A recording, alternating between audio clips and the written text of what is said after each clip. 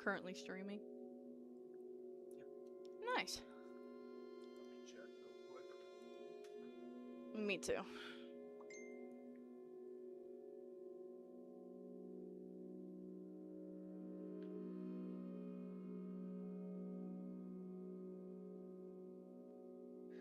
La la la la la. La la la la la. Ladybug grows up and Cat Noir becomes a baby in the new episode of Do do do do do do do do do do do do. Okay, I'm on. Hello, hello, hello.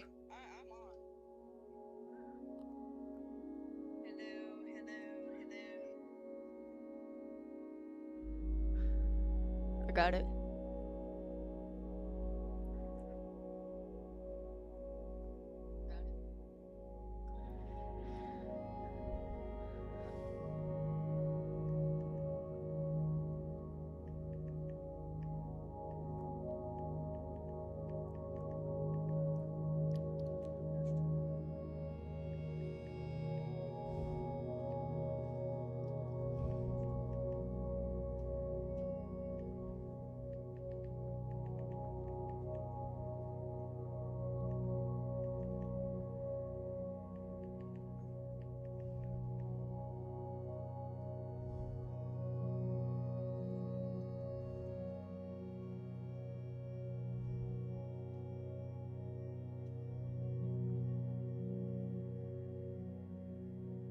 foster care. I knew exactly what it felt like to have nobody. I drained my savings and even took out a loan just to buy him. I never brought it up again. I wanted to protect his pride. I never thought he'd twist this life-saving bond into me taking advantage of him. During that I think this is gonna help me with my lives. Instinctively, Because you know we're quiet. my arm hit the table. The cut was so deep I could almost see the bone. If you hadn't touched me, you wouldn't be hurt. You did this to yourself, so handle this alone. I'm going shopping with Sloan today. Even if I came with you, it wouldn't make the pain any less. Stop acting like everything's my fault. The nurse sighed. This is going to scar. It'll hurt every time it rains. If you and your shifter are this incompatible, maybe you should let him go. And just like that, it clicked. I could let go. We didn't have to be trapped forever. Back in the present, right as Lucian was about to close his door, I stopped him. Lucian, do you really feel tortured being with me? Yes. A lowborn girl like you finally got me. Why would you ever let go? You'll cling to me till the day I die. His face twisted with disgust. I just smiled bitterly. I got you a present. You'll find out in a few days. Something like hope flickered across Lucian's face. Then the disdain came right back. Don't tell me it's more cheap supplements that even low-tier shifters won't drink. I'll just have to flush them down the toilet again. No. It's what you want most. Good. Then Lucian shut the door. Sloan showed up early the next morning. Lucian and I are going shopping. He's got the same taste as me. We just click when we go out. Alara, you aren't mad, are you? Usually, I would have swallowed my anger and stopped Lucian from going. If he wouldn't go out with me, why should he go with someone else? But today, I kept my voice soft. I don't mind. Lucian froze, looking at me strangely. Alara, you're not mad? Lucian froze, looking at me strangely. The seasonal sale at the mall started today. I had to hurry and get stuff for Darius. I saw them standing so close together, but it didn't sting anymore. I put on my shoes and left the house fast. The mall was packed with low-born humans and ordinary shifters. They looked poor, but they also looked happy, close. Maybe that's all I ever wanted, a sweet, simple bonded partner. If Lucian had never begged me to save him, I might have had that life by now. By the time I got home, it was dark. Surprisingly, Lucien was there. Usually, he stayed out with Sloan until late. He sat on the couch with his arms crossed, his face full of anger. Where the hell did you go? You didn't even make dinner. You're the worst caretaker ever. After my fox shifter scratched me again, I headed to the ER alone. How did the cut get this deep? Did your shifter ever go through obedience training? He did. He was top of his class. My phone buzzed in my pocket. It's just a scratch. Do you really need to see a doctor? I'm starving. Get back here and cook. You're terrible at taking care of me. I turned and went to the shifter registry. I want to exchange my shifter. You've been registered with your shifter for a year.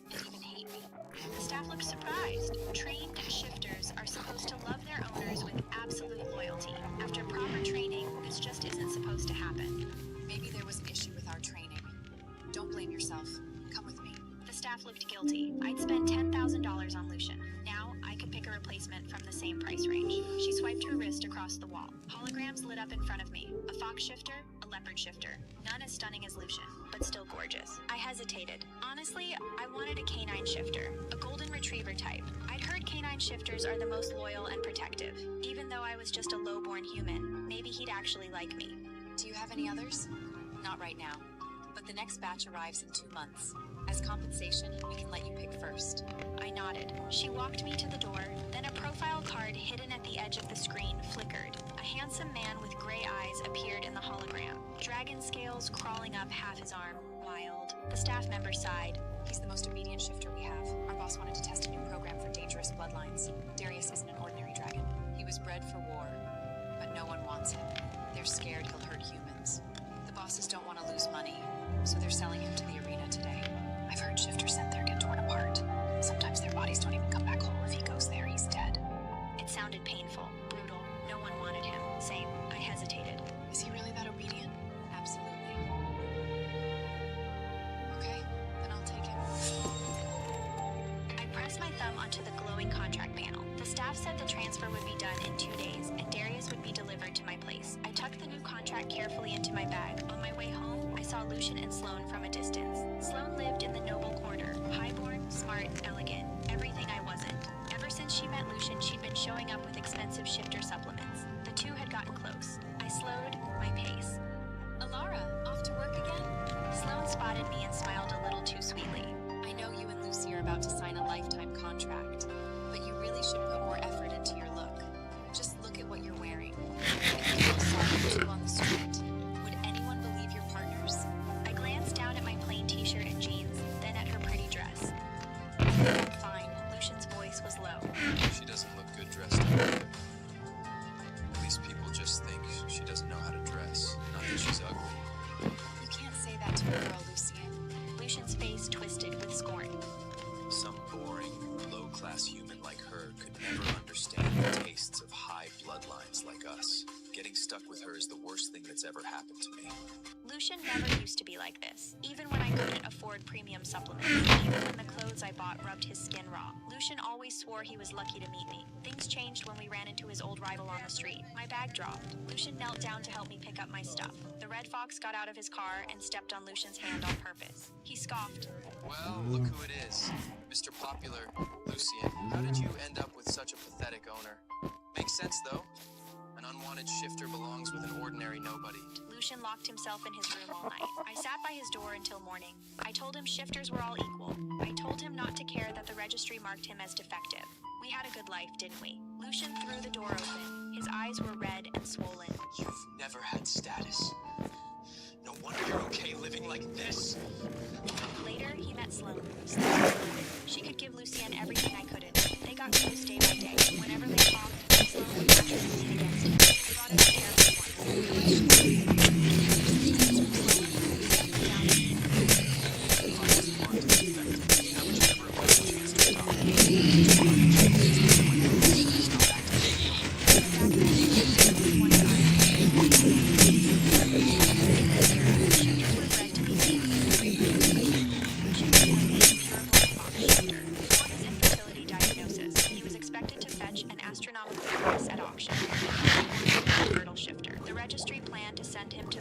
District to recoup their losses. That was the same day I went to buy my own shifter. Lucian broke through the guard. He fell to his knees in front of me, tears streaming down his face.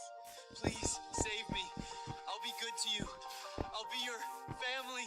I don't want to be sent away.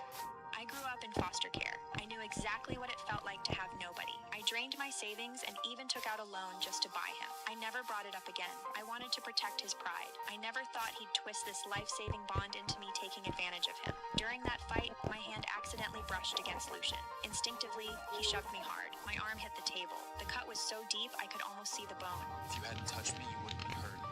You did this to yourself, so handle this alone. I'm going shopping with Sloane today. Even if I came with you, it wouldn't make the pain any less. Stop acting like everything's my fault. The nurse sighed. This is going to scar. It'll hurt every time it rains. If you and your shifter are this incompatible, maybe you should let it go. And just like that, it clicked. I could let go. We didn't have to be trapped forever. Back in the present, right as Lucian was about to close his door, I stopped him. Lucien,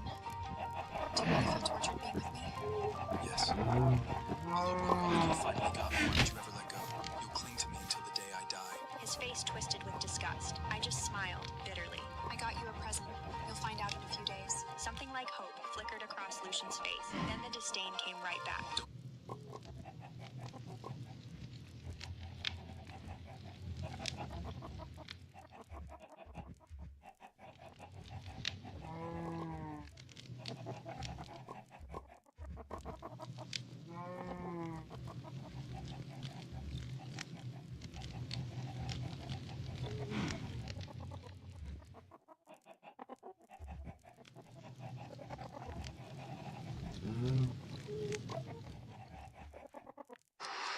Lucky rebels taking the odds back from the Saints. When it's fourth and long, bet the way you live, like a rebel. This season, bet on football at luckyrebel.la.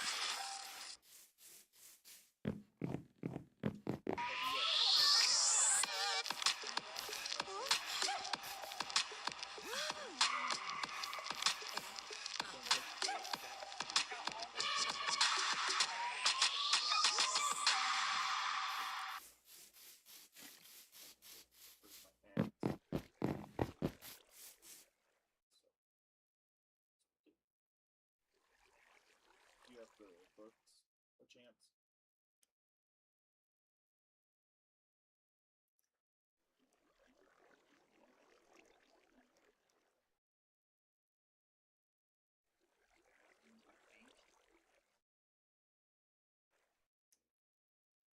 Yeah, sorry.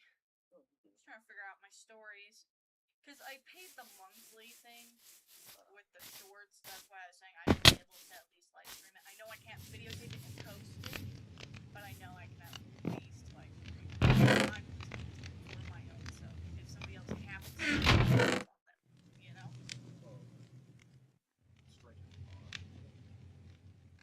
Yeah, but nobody's gonna capture the whole thing, so. Alright, so 59.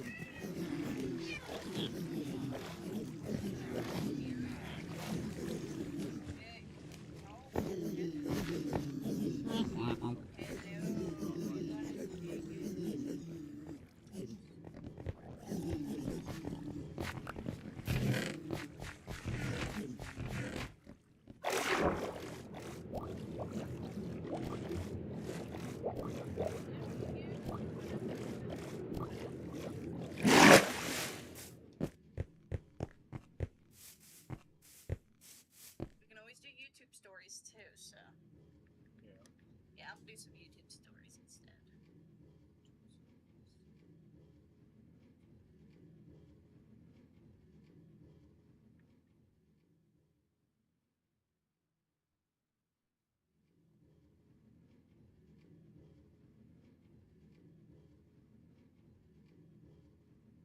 Terrible things can happen to those of us careless enough to disrespect our ancestors.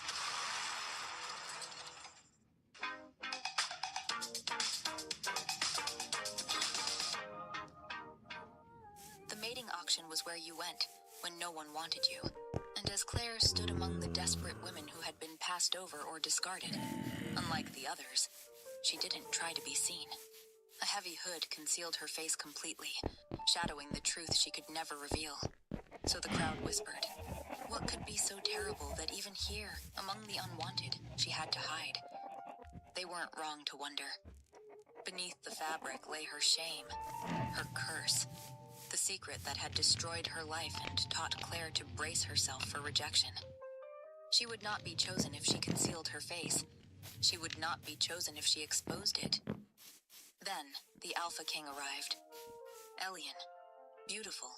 Powerful. Cold as winter itself. Walked past princesses and noblewomen without a glance, and stopped directly in front of Claire. "I'll take her," he said. The hall erupted in shock. Why would a king who could have anyone choose the one woman hiding her face? Claire didn't understand either. Not until he made his terms clear. He would marry her, protect her, give her everything she needed. He would even swear never to look beneath her hood. But only under one condition. He would never love her. Neither of them understood how impossible that vow would be. Chapter 1. The women had been arranged in a line on the raised platform like wares at a market. For tonight, the great hall of Artoria held no coronation or treaty. It held a mating auction. This was where unmated wolves came when all other options had expired, when they were too old for a first marriage, too scarred by life or circumstance to find a proper mate. Wolves couldn't exist in a pack unmated. That would disturb the hierarchy their kind needed. Hence, the auctions. The men who came here were not seeking wives in the traditional sense. They sought second or third wives to tend homes, mistresses, and nursemaids. But none sought love. The crowd that had gathered was smaller than in previous years, the interested parties fewer. The auctioneer's voice droned on, listing bloodlines and basic qualities with all the enthusiasm of a man selling livestock he knew to be lame. One woman wept silently, tears tracking through carefully applied powder on her aging face. She'd been beautiful once. You could still see it in the bones of her. But time and 3 failed betrothals had brought her here. Another stood with her chin high, defiant despite the scar that ran from temple to jaw. A third stared at nothing, her expression blank, her hands curved protectively over her belly. Pregnant and abandoned, most likely. The last figure in the line drew the most attention, however. The attention of whispers and sidelong glances rather than open stares. She stood apart from the others, shrouded completely in a hooded cloak of dark, heavy fabric. Not even her hands were visible. The hood hung low over her face, revealing nothing. She might have been beautiful. She might have been monstrous. And that, perhaps, told the crowd everything they needed to know. "What's wrong with that one?" a merchant muttered to his companion. The whispers rippled through the hall like wind through grass. What could be so wrong that even her face must be hidden? Beneath the hood, Claire felt every eye like a physical touch. This was it. The end of everything.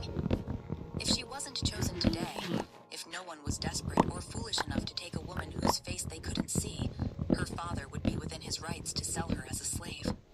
He was standing near the edge of the platform with her sister Celia, pretending not to know her. Who would buy a hooded woman, sight unseen? Her father had said, and he'd been right. At best, they would demand to see beneath the hood first. And that would be so much worse than not being chosen at all.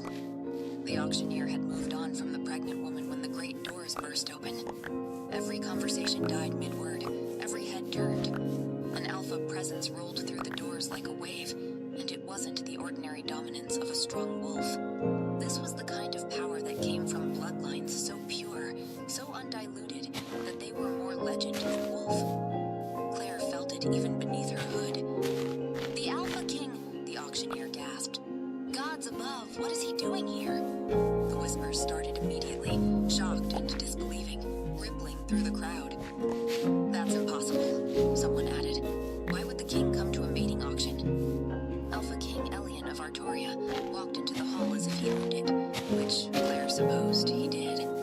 He was tall, taller than any man in the room, with blonde hair falling past his shoulders in a pale gold that looked almost silver in the torchlight. Rumors said he was so beautiful, it made noblewomen compose terrible poetry, and princesses from distant kingdoms invent reasons to visit Artoria.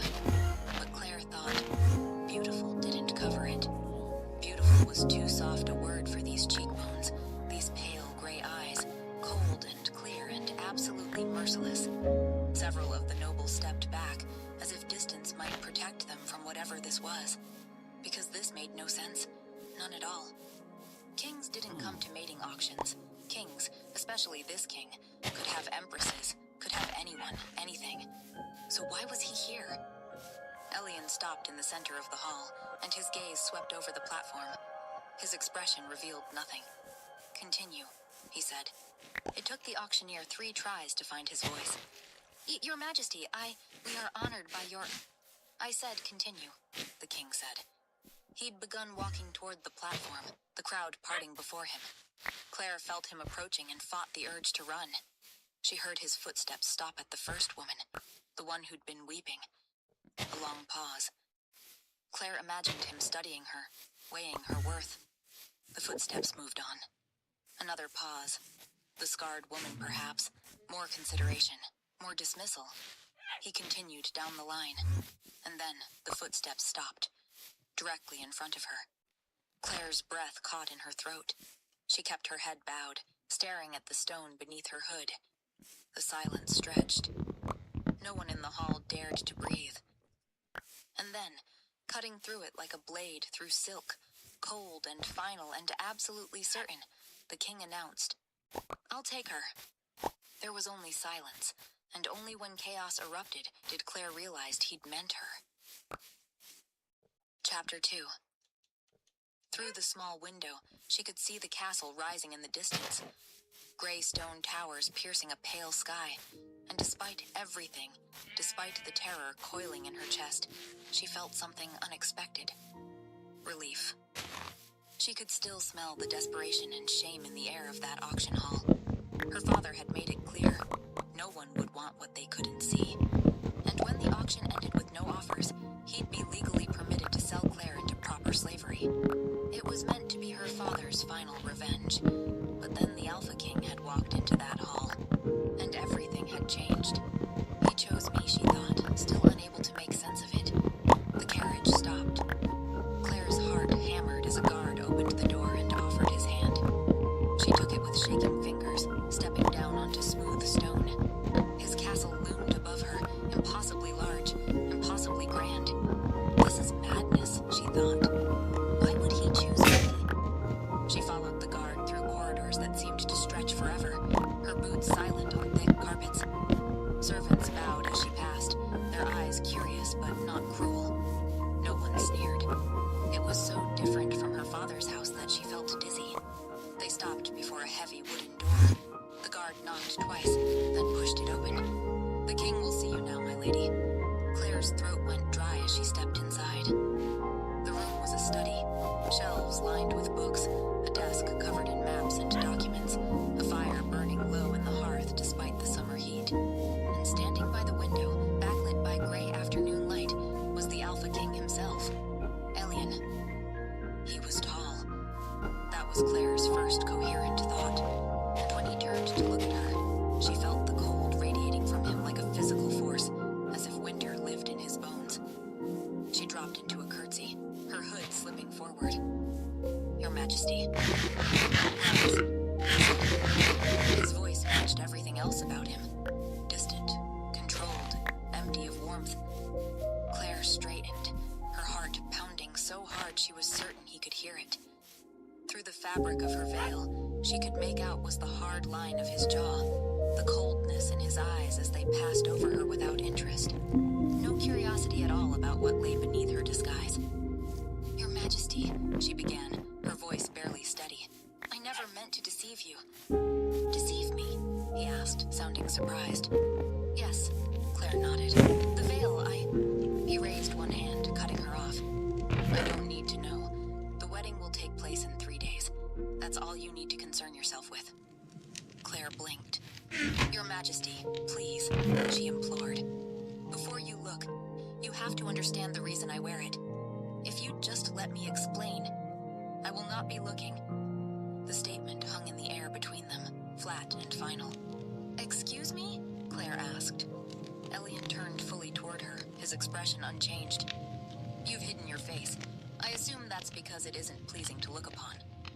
Beneath her veil, Claire grimaced.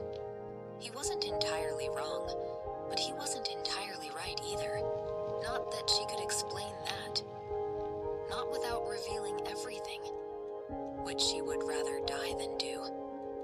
Though, lying to her king, her future husband, was death. He had to know. Your Majesty, wait. Claire took a step forward. Before we marry, you should know the truth about me.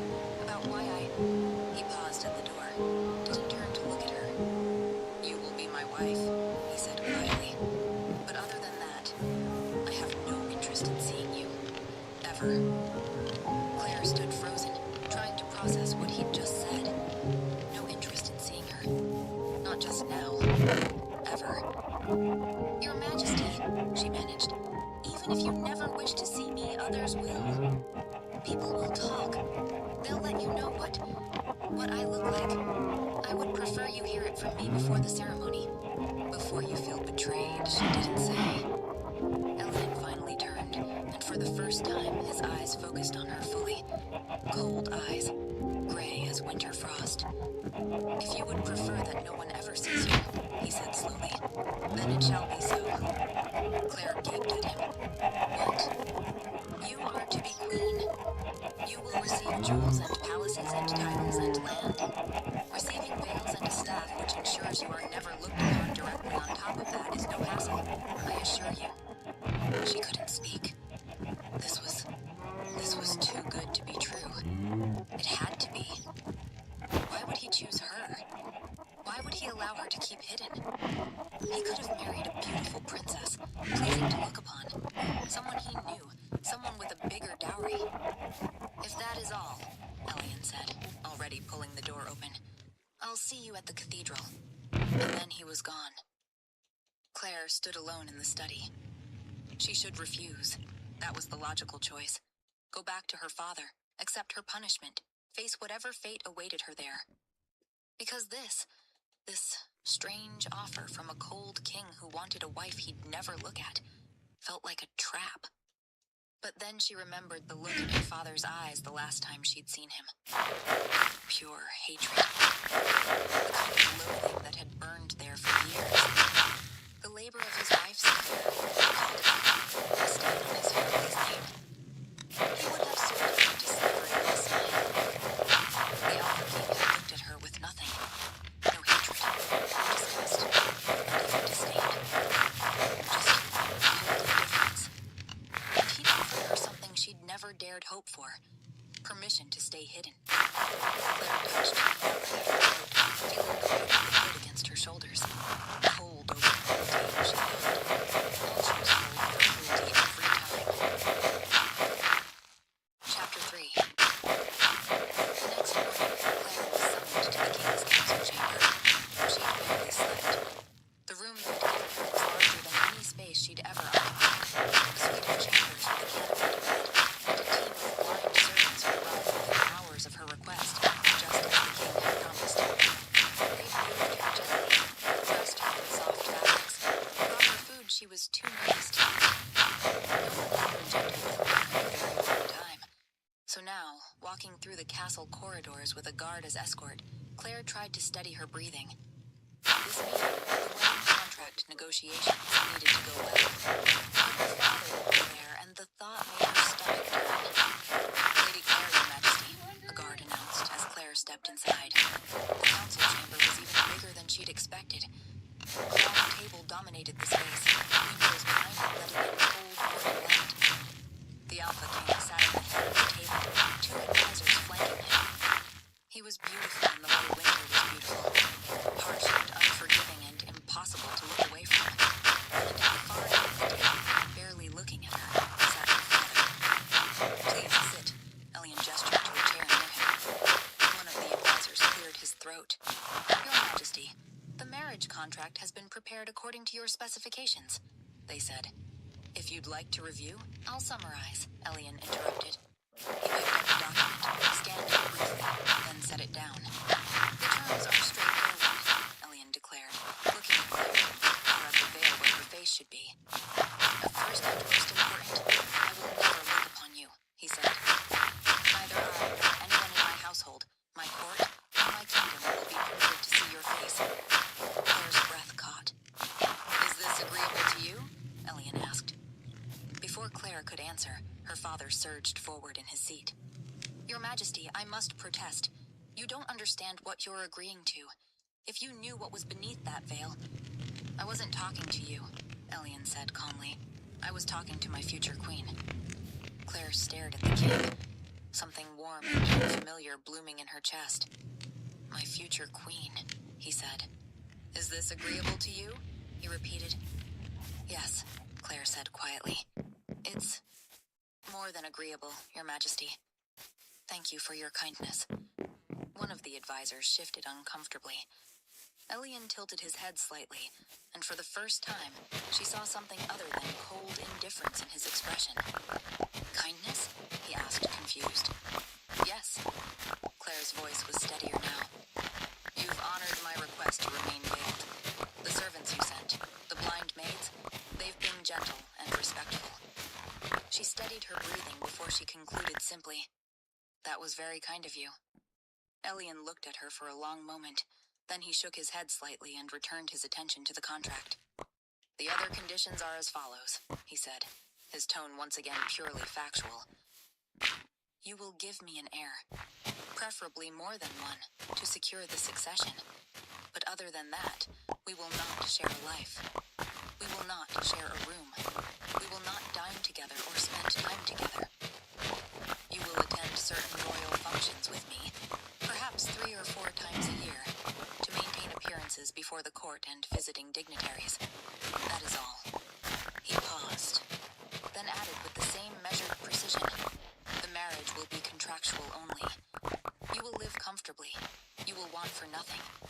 But I want nothing to do with you beyond what is necessary to produce children.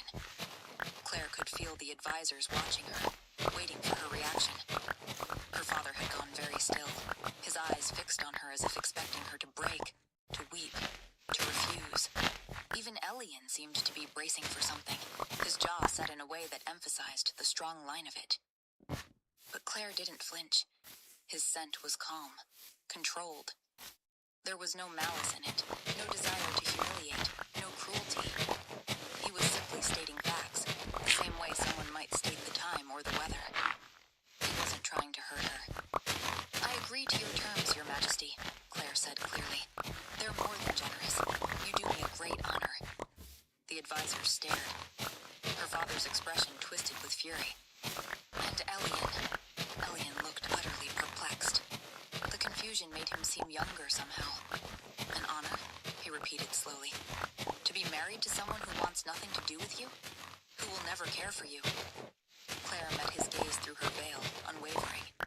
Yes, Your Highness, she said. It's more than I deserve. More than my family has ever given me, she thought. More than I ever dared hope for. Safety. Protection. A life where no one would look at her with hatred or disgust. A husband who would never raise his hand to her. A husband who simply wanted nothing. That was better than cruelty. That was mercy. Very well. Elian pushed the contract across the table toward her. Sign here. Claire signed. Her father signed as witness, his hand shaking with barely suppressed rage. The advisors signed, both of them sneaking glances at their king as if trying to understand what he was thinking. And then it was done. She was going to be queen. To him.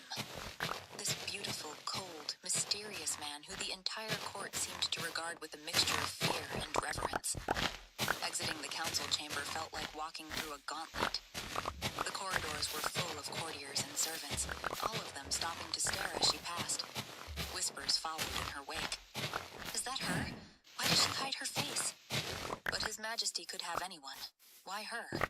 Claire kept her head down, her hands clasped together, trying to ignore the burning curiosity in their eyes. Just 3 more days. 3 more days and she'd be married. She was almost to the staircase leading to her rooms when someone stepped into her path. Her sister Celia, dressed in a gown of pale blue and more beautiful than ever. We need to talk, she said quietly. Against her better judgment, Claire nodded. They found an empty alcove off the main corridor, a small space with a window overlooking the gardens. You can still refuse him, Celia said finally. And why would I? Claire said. You'd risk the king's anger when he discovers what you are? Claire's hands clenched beneath her veil. He won't discover anything. He's agreed never to look at me. You really think he'll never demand to see his now wife? Her sister's voice rose despite herself. He's the Alpha King, Claire. Women throw themselves at him. Eventually, her sister continued, he'll insist. And when he sees what's under that veil, I'll explain, Claire whispered. Her sister's expression hardened. Explain what? Your face says it all. You don't deserve to be queen. Not after what you did. Claire took a step back. Celia, I told you, it wasn't me. She attempted. Liar! Her sister's voice broke. You couldn't stand that Eric was leaving you, so you... Tears burned behind Claire's eyes. I don't know what happened that night, she interrupted. I was angry, yes, but I would never hurt him. The king seems kind to you now, her sister hissed. But when he discovers the truth, he'll destroy you, Claire. Then she was gone. Chapter 4. The carriage rocked gently as it made its way through the crowded streets toward the cathedral. Claire sat rigid on the velvet seat, her hands clasped so tightly in her lap. Outside there were people, common folks and nobles alike, thousands of them, packed into every available space along the route. They were waiting to see their new queen. Her ride slowed, then stopped. She braced herself as a footman opened the carriage door and offered his hand. Claire took it, stepping down onto smooth stone. The crowd's noise intensified. Her veil is so thick, someone said. I can't make out her features at all. We will see her once she exits the cathedral, a woman concluded. Claire's stomach twisted. They're about to be disappointed, she thought. One step, then another. The cathedral entrance loomed before her, and she walked toward it alone. No father to give her away. The moment she crossed the threshold, the noise outside faded to a muffled hum. The pews were packed with nobility in their finest clothes, silks and velvets, jewels glittering in the candlelight. Every single face turned toward her, whispers rustling through the crowd. What does she look like? Perhaps she's hideously scarred. Claire's fingers tightened around the bouquet, but she kept her gaze fixed straight ahead, where the altar waited. Where he waited. Elian stood perfectly still. He wore black, of course he did, formal clothing that emphasized the breadth of his shoulders, and even from this distance, Claire could see the sharp lines of his features, the cold beauty that made him look like something carved from ice. He was watching her approach, but his expression revealed nothing. Just that same blank, perfect control he always showed. And as she approached, she noted his scent didn't betray anything either. How does he do that? She wondered. Most wolves couldn't control their scent so completely. Emotion always bled through. The priest began the ceremony, his voice echoing through the vast space. Claire barely heard the words. She was too aware of everything standing beside her, radiating that strange coldness that shouldn't exist in a shifter's body. Alphas ran hot. Everyone knew that. But Elian felt like winter itself. The vows, the priest intoned. Claire snapped back to attention. Do you, Elian, Alpha King of Artoria, take this woman to be your wife, your queen, your mate? Elian's voice was steady, emotionless. I do. Then he turned to her, and Claire felt the weight of his gaze even through the layers of fabric covering her face. I will never love you, he said, leaning closer. Please understand that. Claire nodded. I understand, Your Majesty, she said. Do you? Doubt flickered behind his eyes. Guilt also. Truly? He insisted. Yes. And she did.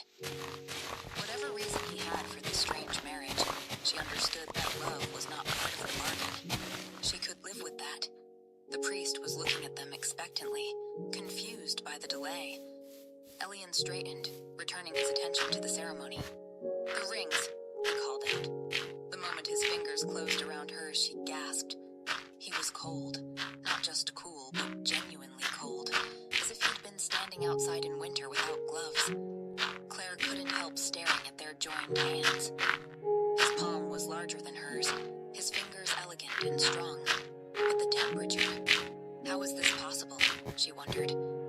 Your finger, he prompted gently. She fumbled, pulling off her glove with shaking hands. Elian slid the ring onto her finger with practiced ease, his touch remaining cold throughout. "By the power vested in me," the priest said, "and before these witnesses, I now pronounce you husband and wife, alpha and queen, maids bound by sacred vow." The claiming. They needed to claim each other verbally since the physical claiming, biting, marking, would require her to reveal her neck, her skin. Things she couldn't do here. "I claim you as mine," Elian said, his voice carrying through the cathedral. "My wife, my queen, my mate." Claire's wolf stirred restlessly inside her, but she felt no snap of a mate bond, no overwhelming pull or certainty. That would come later, she knew. In private, when they completed the physical claiming. "I claim you as mine," she echoed. "My husband, my king, my mate." The priest smiled. "You may kiss your bride, your majesty." The cathedral went utterly silent, waiting to see what would happen. Would he lift the veil? Would they finally see the mysterious queen's face? Claire's heart hammered against her ribs. "Your majesty," she whispered, "will you not look at me?" Elian tilted his head slightly, studying her veiled face. "Do you want me to look at you?" he asked quietly. "No," Claire breathed, "but you should." She could see his eyes now through the sheer fabric closest to her face. Gray eyes, like winter storms. "You've made your wishes clear," Elian said, "and I will honor them." Before she could respond, he took her hand, that same cold grip, and lifted it to his lips. The kiss was gentle, formal. His lips were as cold as his hands, pressing against her gloved knuckles for just a moment. It wasn't what anyone expected. The crowd murmured in confusion and disappointment. But Claire stood frozen, her hand still tingling from that brief contact. He kissed my hand instead, she thought dazedly. He could have demanded to see my face, but he respected my wish. "Thank you," she whispered. Outside, the crowd's roar hit them like a physical force. The noise was deafening. Thousands of voices all talking at once, expressing their shock and confusion. The queen was still veiled. Something must be terribly wrong, the crowd murmured.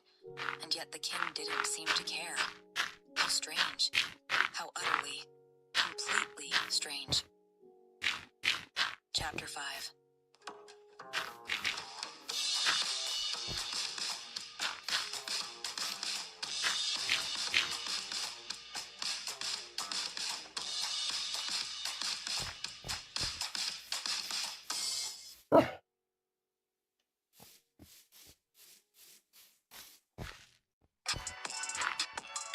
Shine, shopping online.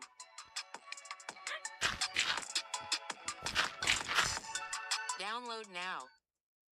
Claire sat on the edge of the bed, hands folded in her lap, trying to control her breathing. The blind maids had prepared her. They'd bathed her in rose-scented water, brushed her hair until it fell in soft waves down her back, and dressed her in a nightgown. Then they'd left her alone in the candlelit chamber to wait. For her husband. For the consummation of their marriage. It had been just words on a contract before. "You will give me an heir." Easy to agree to when it was theoretical, but now it was real. Now it was happening tonight. 3 soft knocks at the door made her jump. "Come in," she managed. Elian stepped inside, and Claire's breath caught. He'd changed from his formal wedding clothes.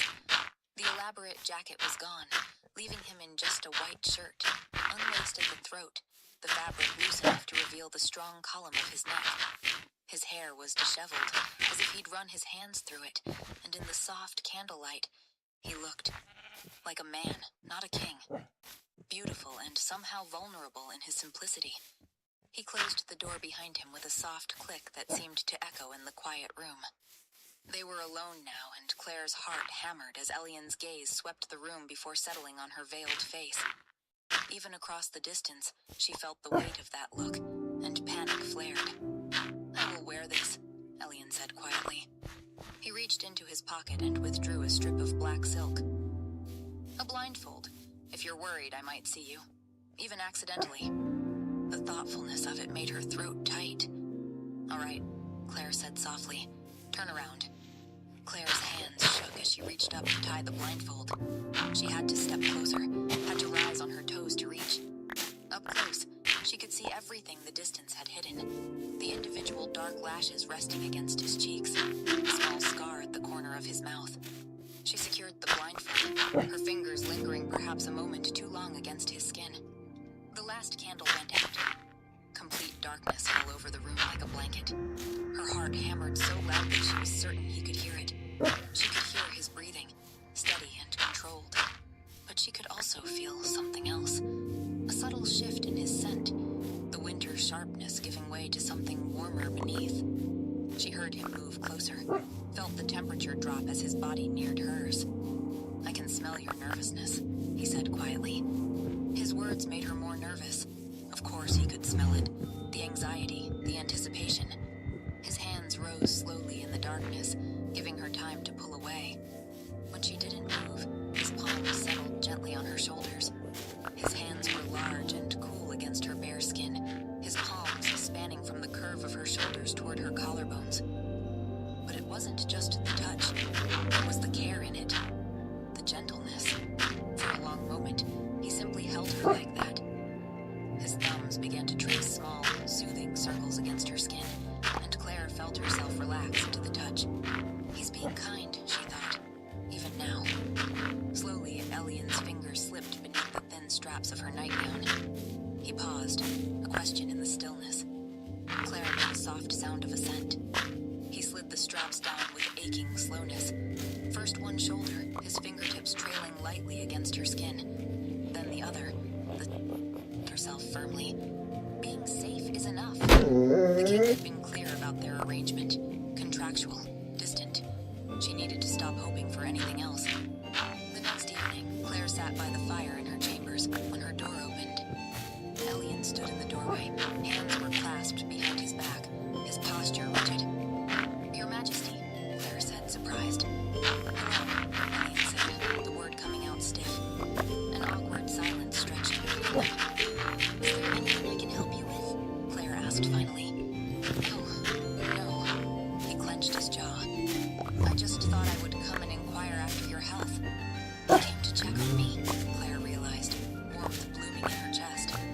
"I'm perfectly fine, Your Majesty," she said softly. Another silence. But Elian didn't leave. He stood there, clearly wanting to say something more, but not knowing how. "Do you think you're with child yet?" he asked, the words bursting out of him suddenly, before he immediately looked mortified. "Forgive me, that was quite forward." "Oh, not at all," Claire said quickly. "I mean, I can't know yet. It's too soon to tell." "Yes, of course," Elian nodded. Claire's heart was racing. She knew she shouldn't say anything. He'd just come to check on her health, but the words came out anyway.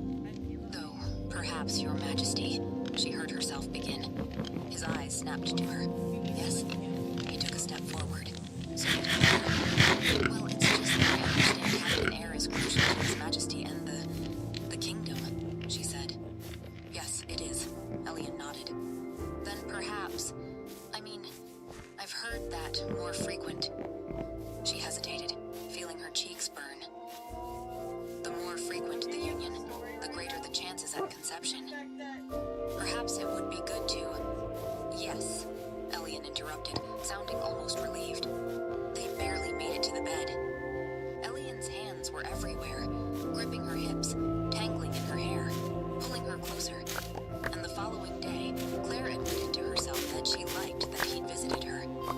Would very much like him to do so again.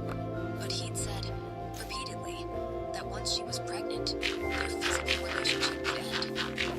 "I need advice," she said quietly to her maids, about pleasing one's husband. The eldest spoke. "There is someone who might help, Your Majesty." Lady Regina was a high lord's mistress, beautiful, sophisticated, and apparently quite knowledgeable about matters of the bedchamber. She received Claire in her apartments with a knowing smile. "Your Majesty," Regina said warmly, "how may I help you?" Claire twisted her hands together. "You understand, it's purely for the kingdom's sake. It's important I conceive a child for His Majesty." "Of course," Regina said smoothly.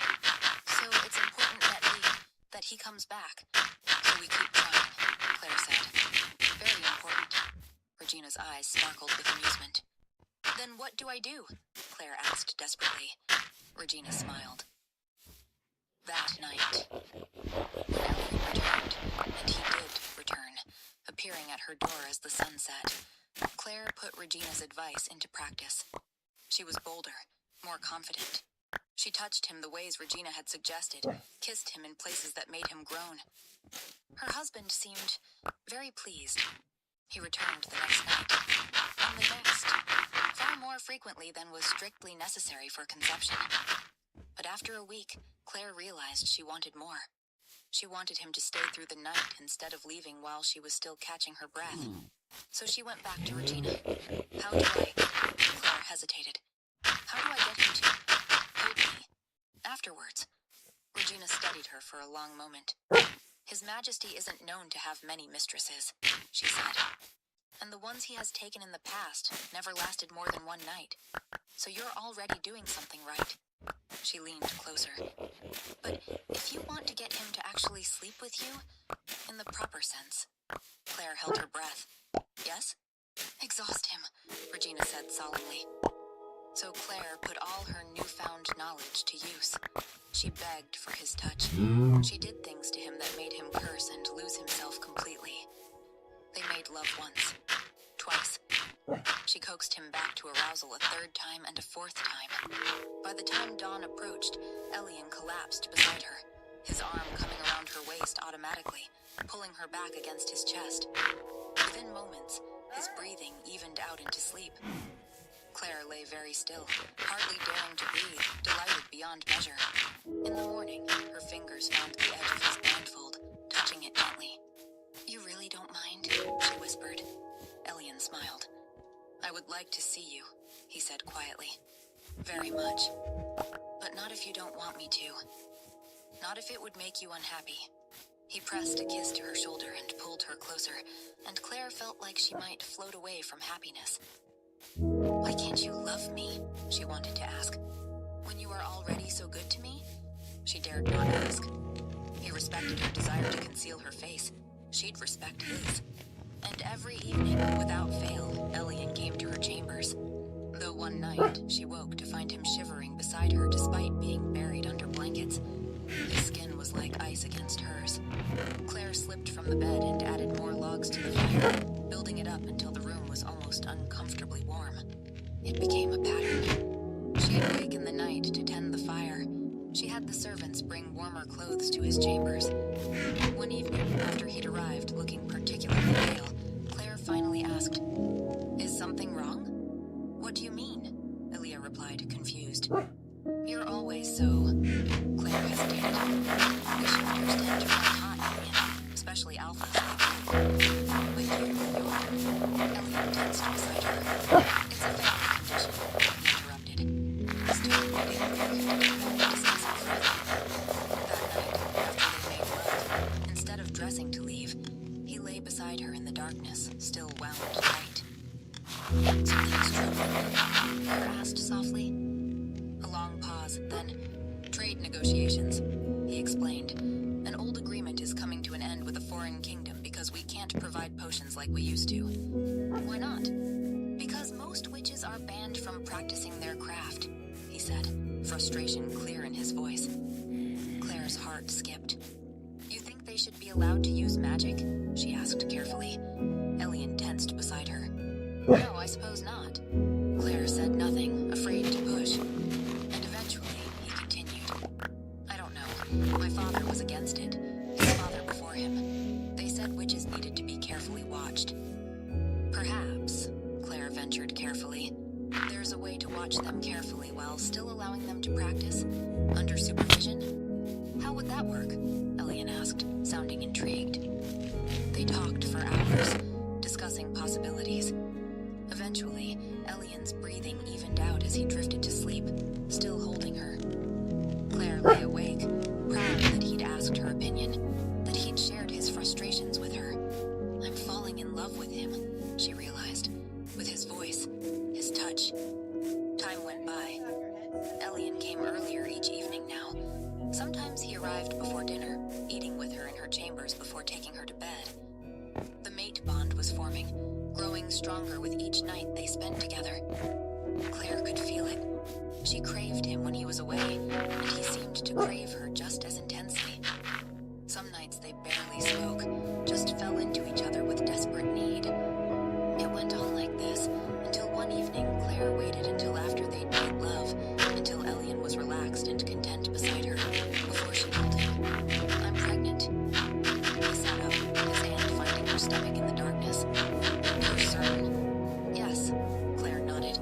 "The healer confirmed it today." For a long moment he said nothing. Then, "We're having a child." The joy in his voice was undeniable. He pulled her close, his hand still resting on her stomach. "Thank you," he murmured against her hair. Claire's throat tightened with emotion. But beneath the joy was worry. He has what he needs now, she thought.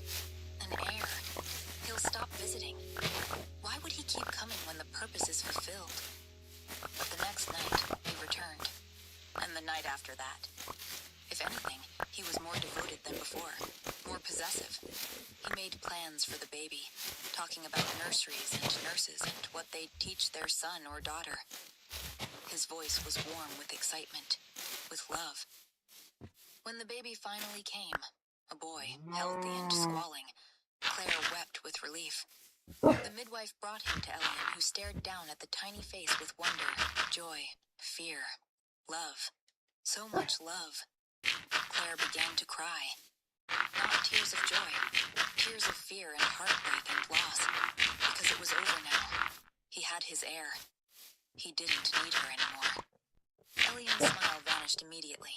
"Claire, what's wrong?" His hands found hers, gripping them tightly. "Are you in pain?" Claire shook her head. "Tell me," Elian said, his voice breaking. "Please, tell me what's wrong." "You're going to leave," Claire managed between sobs. "You'll stop visiting and I'll lose you." "What? No!" Elian looked stricken. "No, Claire, of course not." "But that's what you said," Claire cried. "You said you'd never love me, that once I gave you children, we'd have nothing more to do with each other." "I was wrong," Elian said desperately. He brought her hands to his lips.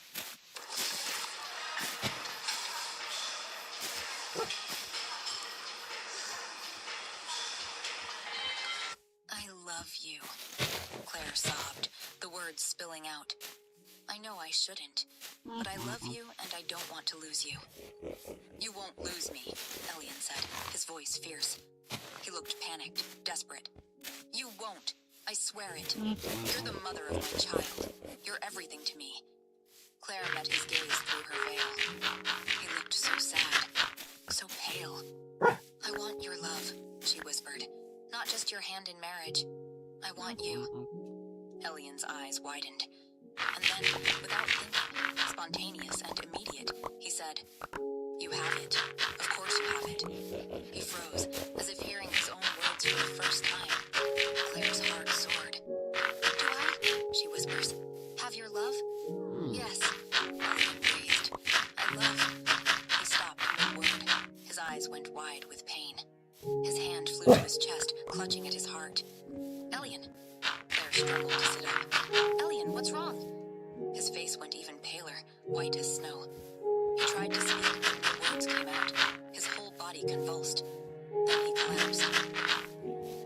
Chapter 7. "Help!" Claire screamed, clutching Elian as he collapsed in her arms. "Someone help! The king is dying!" "It's no use," Elian whispered, his voice barely audible. His eyes fluttered open, unfocused. "There's no cure. There never was." She touched his face with trembling hands. His skin was like ice, colder than she'd ever felt it. "Magic," Claire realized with dawning horror. "This is magic." "What's happening to you?" she whispered. Elian's hand found hers, his grip weak. "There's a curse," he said quietly, "on all the kings of my line. We cannot love." His eyes met hers through her veil. "If we fall in love, we die." Claire shook her head in panic. No, it can't be," she denied. "My ancestor, generations ago, he wanted to ensure the kings of Artoria would never be swayed by emotion."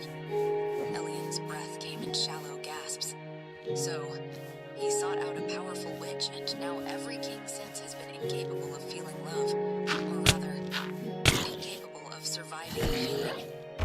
Claire gasped.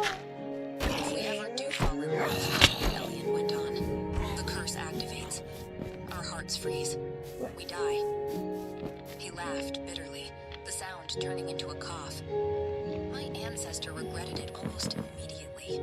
Realized he'd been tricked. That's the witchcraft banned in Artoria.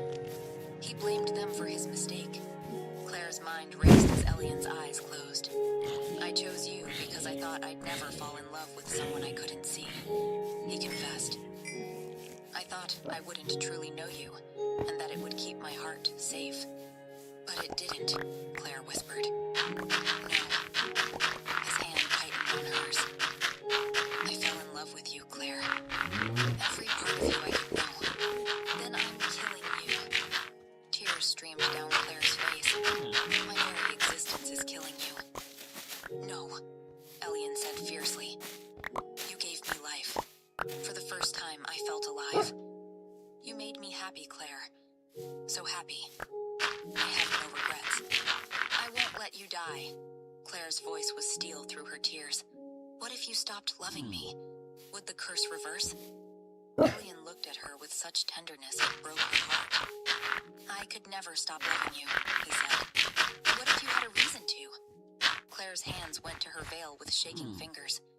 What if you saw what I really am? Elian's eyes widened. Claire, he protested. You need to see, she said. You need to know the truth. Then you'll hate me so much you'll heal. Before he could protest further, Claire pulled the veil from her face and watched her husband's eyes widen, watched him take in her features. She waited for the disgust, the horror. But his expression was one of wonder. You're beautiful, he breathed. Look closer, Claire begged, tilting her head so he could see her forehead clearly. Look at what I am. There, stark against her pale skin, was the cross-shaped scar. The brand. The mark of a dangerous witch whose magic had been bound for crimes against the kingdom. Elian's eyes fixed on the mark, and Claire felt a flicker of hope. Surely now. Surely this will disgust him. But just in case it wouldn't be enough, she explained. I was engaged once, to a nobleman. It seemed like my one chance at a normal life, despite what I am. But then, he fell in love with my sister instead, the legitimate one. They planned to run away together. She paused, her fingers unconsciously touching the brand. He died before they could leave, in a fire, an isolated magical fire that burned only him. Elian waited patiently for her to continue. My elemental magic is fire, Claire admitted. I was there that night. I was angry, and he died in flames. Everyone assumed I'd killed him in a fit of rage. But you didn't, Elian said with utmost certainty. Claire met his eyes. I was never allowed to practice my magic, she said. It was always wild, uncontrolled. So I can't be certain I didn't do it. Someone found your magic? Elian asked. Yes. My father, after Eric's death. Claire sighed. He hated me already. My mother. He said she'd had an affair with a wizard. That's where my magic came from. He banished her for it, though she denied it until the day she died. When my magic manifested, when the man my sister loved died by fire, Claire's voice broke. It gave him the perfect excuse to be rid of me. She looked down at Elian, at the frost spreading across his chest. I'm a witch, she said. Like the ones who cursed your family, like the ones your ancestor banned. I'm exactly what you've been taught to hate and fear. Let that kill your love for me. Let me be monstrous enough that you stop loving me and live. Elian reached up with a trembling hand and cupped her cheek. How can you say that? He said softly. When I love you more now than I did a moment ago. No, Claire protested. You were willing to let me see your deepest shame, your greatest fear, just to break my curse. His thumb stroked over the brand on her forehead. How could I not love you more for that? Elian, please, Claire said. You didn't kill that man, Elian said with certainty. I know you didn't. Your magic responds to your emotions, and you're the kindest person I've ever known. Even in rage, even heartbroken, you wouldn't kill. He smiled weakly. It doesn't matter, Claire said desperately. I'm still a witch. I'm still branded. I'm still the woman I love, Elian finished. The mother of my child, my queen, and my mate, my everything. His breathing was getting shallower. You've made me so happy, Claire. But even as he spoke, Elian's eyes fluttered closed. His hand fell from her face. The frost spread further across his chest. Elian? She gasped. He didn't respond. Chapter 8. 3 weeks had passed since Milo's birth. 3 weeks of Claire barely sleeping, dividing her time between caring for her infant son and sitting vigil beside her dying husband. The frost had spread from his chest to cover most of his torso. His lips were blue, his skin translucent. And yesterday, he'd stopped waking at all. I want a witch brought to the castle, Claire said to the council. A powerful one. Today. The counselors exchanged uncomfortable glances. Your Majesty, the oldest began carefully. Witches are permitted only for minor healing. Small potions, light charms. The king is dying, Claire cut him off. The healers can do nothing. I am Queen Regent while the king is incapacitated, and I will use that power if I must. Bring me a witch, or I will disband this council entirely and find people who will actually help me save my mate. Silence. There's a powerful earth witch in the neighboring kingdom, the first counselor said reluctantly. We could send for her immediately. Do it, Claire commanded. The witch arrived that afternoon, an old woman with sharp eyes and gnarled hands. She examined Elian thoroughly while Claire hovered nearby, Milo sleeping against her shoulder. Ice magic, the witch said finally. A curse rooted deep, very old, very powerful. Can you break it? Claire asked desperately. The witch shook her head slowly. It's a family curse, not just his own. That makes it much more difficult to... Family. Claire looked down at Milo sleeping peacefully in her arms. Does that mean... Will my son be cursed too? It's possible, yes, the witch said gently. Claire felt like she couldn't breathe. Her baby. Her innocent baby boy would carry this curse. There must be a way to break it, Claire said, her voice shaking. Against ice, fire would be most effective, the witch said. But unfortunately, I am an earth elementalist. I'm a fire witch, Claire said quickly. Could my magic work? The witch's eyes sharpened with interest. A fire witch? She stopped, studying Claire more closely. But your magic is bound. I can feel the seal on you. Claire's heart sank. Yes, my father had me bound years ago. After someone died and I was suspected of... Wait. The witch stepped closer, peering at Claire's face. That's why you look familiar. Is your father Alistair Crane? Claire blinked. Yes, how did you... I knew his mother. Your grandmother. The witch's expression softened. Isabel was my twin sister. The world tilted. Your twin? But that would mean... Yes, your grandmother was a witch. Claire's mind reeled. My grandmother? My father's mother was a witch? She was, the witch said. But when your grandfather found out, he had her killed. Accused her of treason, some fabricated crime, to get rid of her. He was furious at having married a witch and never told anyone in the family. Understanding crashed over Claire like a wave. Her father had always hated her. Always believed her mother had an affair because Claire had magic. But the magic hadn't come from an affair at all. It had come from him. I need to speak to my father, Claire said. I need him to release the bind. Claire rode through the afternoon, pushing her horse hard. She had no time to waste. The Crane estate loomed before her as the sun began to set. Claire dismounted and strode toward the entrance, flanked by 2 of Elian's personal guards. A servant tried to stop her. My lady, Lady Claire, your father is not receiving... He'll receive his queen, Claire said coldly. She pushed past into the main hall. Her father stood by the fireplace, a glass of wine in his hand. When he saw her, his face twisted with disgust.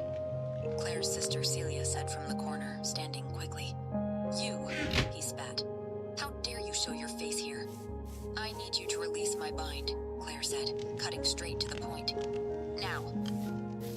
barked a laugh.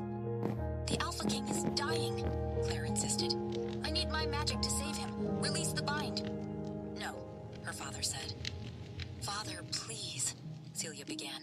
She said the king was... She's a dangerous criminal, Alistair said. I'll not unleash her magic on the world again. You've always seen the worst in me, Claire said. I told you I had nothing to do with Eric's death, but you didn't believe me. Not even for a second. Of course I didn't believe you, Alistair sneered. You'd lie to protect yourself. You're just like your mother. She kept crying she'd never strayed, but I knew. Mother didn't stray, Claire said. The witch powers came from you. Silence crashed over the room. What? Celia whispered. Your grandmother, our grandmother, was a witch, Claire said, her eyes never leaving her father's face. Your father had her killed when he discovered it, but she passed her magic down. To you, father, and to me. Celia's hand flew to her mouth. Mother never betrayed us? She never... Father, is this true? Claire watched her father's face carefully. Watched the way his jaw clenched, the way his eyes flickered. And she realized the truth. You've known, Claire said slowly. You've always known. What? No, he didn't, Celia began. Yes. Alistair's voice was flat. Of course I knew. Celia gasped. What was I supposed to do? Alistair demanded. Father had assured me all witch powers in our line were bound. Then my daughter manifests fire magic. Your mother refused to bind you. Said it wasn't natural. You cracked the case. Wanted to contact the Royal Academy. Have you trained properly? He shrugged. There was no way anyone would find out my daughter was a witch. I needed your powers bound, and so your mother had to go. The casual way he said it, as if he were discussing the weather, made Claire's blood run cold. Celia stumbled backward, her face white. How could you? She exclaimed. She was our mother. She loved us, loved you. Daughter, I was always proud of who you've become, Alistair said dismissively. Don't disappoint me now. Why get rid of Mother at all if you just wanted to bind Claire? Celia cried. Why not just bind her and let Mother live? I did have her bound, Alistair said, affronted. I had Claire bound immediately, the very day after the magic manifested. Both Claire and Celia went very still. Because Claire's magic had manifested when she'd turned 13, and if she'd been bound since then. But then... Celia's voice shook. How did she kill Eric? If she was already bound, how did she use magic to kill him? For just a moment, Alistair looked uncertain. You killed him, Claire breathed. You killed Eric. That's impossible, Celia said, shaking her head. Eric was killed with fire magic. Everyone said so. The fire was too specific, too targeted for it to be an accident. She stopped. Her eyes went wide. You also have fire magic, she said, pointing at their father with a trembling finger. That's how Claire inherited it. It passed from grandmother to you, then to her. You could have... Celia's right, Claire said, stepping forward. You knew Mother was innocent. You knew I was bound. You knew you had fire magic. And you killed Eric to frame me, didn't you? Alistair's face went red. It was two birds with one stone. Get rid of that commoner unworthy of Celia, and get rid of you. He pointed at Claire with shaking rage. I could finally be rid of the reminder of my shame. He never finished the sentence. Celia's fist connected with his nose with a sickening crunch. Alistair stumbled backward, blood streaming from his face. His head hit the edge of the mantel as he fell, and he collapsed to the floor, unconscious. Silence. Claire and Celia stared at each other across their father's prone body. Sister, Celia began, her voice shaking. She looked horrified at what she'd done, embarrassed, guilty. Later, Claire said firmly, I need the seal. I need to break my bind and save Elian. Do you know where Father keeps it? Celia nodded quickly. She ran from the room. Claire stood over her father's unconscious form, feeling nothing. No anger, no satisfaction, just emptiness. He hated me my whole life for something that came from him, she thought distantly. He killed my mother, killed Eric, ruined my life, all to hide his own shame. Celia returned, breathless, pressing a small carved box into Claire's hands. Here, the seal is inside. Thank you, Claire said. I'll send for the guards, Celia said. Have Father arrested. Her voice broke. I'll testify about what he did, about everything. Claire studied her sister. This woman who'd hated her for years, who'd believed her a murderer, but who'd just punched their father and was now offering to stand against him. Thank you, Claire said again, softer this time. I'm sorry, Celia whispered, for everything, for believing him. Later, Claire repeated, but gently. After. We'll talk after. She pressed some of her guards to stay with Celia, then mounted her horse. The sun was setting as she rode back toward the castle, the seal clutched tight in her hand. 6 months later, Claire stood in the training courtyard, flames dancing between her fingers. The fire responded to her will now. Controlled, beautiful, no longer wild. Good, the old witch said. Now shape it. Claire concentrated, and the flames spiraled upward, forming a perfect helix before dissipating. She desperately needed to catch up on years of having her powers bound. When the seal had broken, power had flooded back into her veins like water released from a dam. She remembered placing her burning hands on Elian's frozen chest, worried she'd hurt him. But the frost had melted. After days, his eyes had opened. Claire? His voice had been hoarse. You're alive, she'd sobbed. The memory still made her throat tight. Your Majesty? Claire turned to see Celia approaching with Milo. The baby squealed at seeing her. Someone wanted his mama, Celia said, passing him over. Claire kissed his chubby cheek. How was the council meeting? Celia had taken a seat on the council after their father's lands and title were stripped. Alistair Crane now sat in a cell, convicted of murder and conspiracy. Productive, Celia said. The new academy for young witches is nearly complete. Claire smiled. Elian's first act after recovering had been to lift the ban on witchcraft entirely. Your Majesty, a guard bowed. The king requests your presence in the gardens. Claire's heart skipped, the mate bond singing. Tell him I'll be there shortly. She found Elian by the roses, Milo napping against her shoulder. He looked healthy now. Color in his cheeks, warmth in his skin. The curse was broken completely. Not just for Elian, but for the entire bloodline. Milo would never suffer as his father had. My queen, Elian said, smiling. He pulled her close, careful not to wake the baby, and kissed her temple. And my son. He wanted to see you. Claire smiled. Boy knows what he wants. Elian stroked Milo's hair. Like his father. Claire laughed. Like his father? Is that so? I wanted you from the first moment I touched you. Even when I was trying to convince myself The doors of the training hall slammed shut before I even sat down, and every claw in the room turned toward the sound. Something had gone wrong. I could feel it in the way the air changed, thick and sharp, the way it always did before a fight. But there was no fight. Not yet. There was only silence, and the silence was worse. My name is Corwin. I am not human. I come from a world called Thrix, where the sky is the color of rust, and the ground never forgets a footprint. On my world, strength is not a virtue. It is the only law. A person who cannot prove their strength does not rise. They do not lead. They barely survive. This is not cruelty. It is simply how we were built, generation after generation, until it became instinct instead of choice. I am telling you this because you need to understand what kind of room I was sitting in, and what kind of world had raised the students around me, before I tell you what the human girl did. We were in our third year at the Interstellar Academy of Xenobiology and Survival Studies, a school built on a neutral station between 6 star systems, where the sons and daughters of 100 different worlds came to learn how to master the wild things their ancestors had once feared. It was, in theory, a school about respect for nature. In practice, it was a school about conquest. Every species there had its own version of the same lesson. If you can control a dangerous creature, you have proven that you deserve your place among the strong. That was the assignment on the board that morning, written in the professor's steady, unbothered handwriting. Bring a beast from your home planet. Demonstrate control. Explain your method. I remember staring at those words for a long time. Not because they were new.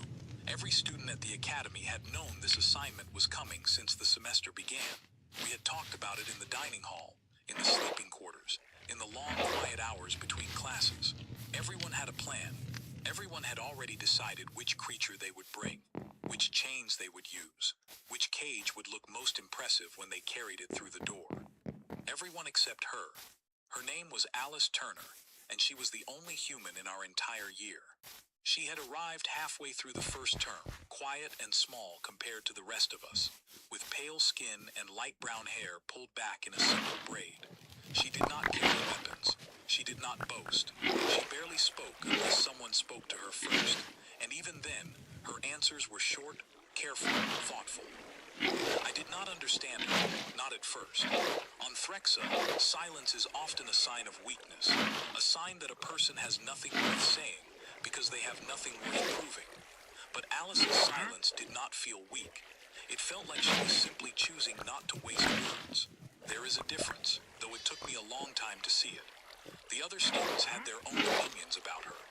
Dorian, a broad-shouldered boy from a world of endless deserts, liked to say that humans were soft creatures who had only survived this long because no one had bothered to test them properly. Elsie, from a colder world where ice never truly melted, thought humans were clever in a sly, quiet way. The way a small animal is clever when it cannot fight back and must think its way out of danger instead. Bastian thought she was simply lost, placed in the wrong class by some mistake in the admissions office. Freya did not think about her at all. I thought about her more than I wanted to admit. There was a day, weeks before the assignment was given, when our class studied predator behavior on a planet called Valdoon, home to a species of six-legged hunters that killed in packs. The professor showed us footage of the hunt, the coordination, the discipline, the way the pack worked as a single mind with many bodies. Most of the students watched with heightened interest, already imagining themselves commanding such a pack, forcing it to bend to their will. Alice watched with something else in her eyes. Not hunger, not fear either. Something quieter. Afterward, she raised her hand and asked a question that made half the room turn to stare at her.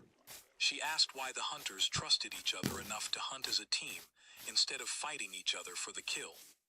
The professor, a tall, ancient being named Professor Holt, whose scales had turned silver with age, paused before answering. It was not the kind of question our class usually asked. We asked how to defeat a creature, how to break its will, how to prove dominance over it. We did not usually ask how a creature learned to trust. Professor Holt said that trust, among wild things, is often the rarest and most fragile achievement in nature. Harder to build than any cage, harder to break than any chain. I remember that Alice nodded slowly, as if she had already known the answer and only wanted to hear someone else say it loud. Dorian rolled his eyes and muttered something about how trust was a luxury for creatures too weak to fight alone. I remember that I said nothing at all, but I did not forget the moment. It stayed with me the way a splinter stays under skin, small and forgotten until you press against it again. The day the assignment was given, the room buzzed with excitement. The moment Professor Holt finished speaking, every student began whispering to their neighbors about which beast they intended to bring. Dorian planned to capture a sandcrawler, an armored creature the size of a transport vehicle, known for burying travelers alive in collapsing dunes. Elsie planned to bring a frosthound, a pack hunter that could track prey across 100 miles of ice without ever losing the scent. Bastian, always eager to impress, said he intended to bring back a creature so dangerous that even naming it in class would be considered reckless. I planned to bring a stone serpent from the caverns beneath my home city, a creature so strong it could crush armored plating between its coils, and so old that our stories said it remembered the first Threxans who ever tried to tame it. Bringing one under control would mean something. It would mean I had earned a place among the strong ones of my world, not just among the strong ones of this school. Through all of this excitement, Alice sat quietly at her desk, not writing anything down, not joining any of the conversations happening around her. When Professor Holt asked if there were any questions before dismissing the class, the students shook their heads, already lost in their plans. Alice raised her hand. Professor Holt nodded toward her, and the room went quiet, the way it always did when the human spoke, half out of curiosity, and half out of the quiet assumption that whatever she said would be strange or small or somehow wrong. She asked a single question, and it was not the question anyone expected. She asked, "Does the creature have to be afraid of me?" For a moment, nobody spoke. Dorian let out a short laugh, quickly swallowed when Professor Holt's eyes moved toward him. Elsie tilted her head, studying Alice the way she might study an animal doing something unexpected. I found myself leaning forward slightly, waiting for the answer, though I could not have explained why the question mattered so much to me. Professor Holt studied Alice for a long moment before answering. The assignment does not require fear. It requires control. How you achieve that control is your own choice to make. Alice nodded once, thanked the professor, and gathered her things without another word. She walked out of the training hall calmly, leaving the rest of us behind with our excited whispers and our half-formed plans for conquest.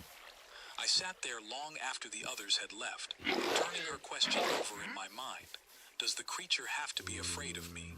It was such a simple sentence, and yet it felt like it had cracked something open inside the room, something none of the rest of us had thought to ask. On Threxa, fear and respect are the same word. We do not separate them, because our ancestors never needed to. If something feared you, it obeyed you. If it obeyed you, you were strong. If you were strong, you deserved to lead. This chain of logic had held for 1,000 generations, unquestioned, unbroken, as solid as the mountains that ring our capital city. But Alice's question suggested that there might be another way to gain control over something wild, a way that did not require fear at all. I did not understand it yet. I am not certain I fully understood it even by the end of that year. But I remember walking back to my quarters that night with her words circling in my mind like a hunting bird that refuses to land. And I remember thinking, for the first time since I had arrived at this academy, that perhaps I did not know everything about strength that I believed I knew. The days leading up to the presentation passed quickly. Students disappeared for hours at a time, traveling back to their home systems to capture the creatures they had chosen, returning exhausted and triumphant, already boasting about the struggles they had survived. Dorian returned with a bruise across his jaw, and a story about how the sandcrawler had nearly buried him alive before he broke its will. Elsie returned with frostbite creeping up her fingers and a grim satisfaction in her eyes, describing how the frost hound had tested her for 3 days before finally submitting. Alice did not disappear at all. She remained on campus the entire week, attending her classes as usual, studying in the library during her free hours, eating alone in the corner of the dining hall with a small, distant look on her face, as if her mind was somewhere far away, even when her body sat among us. I asked her once, in passing, whether she had already captured her creature.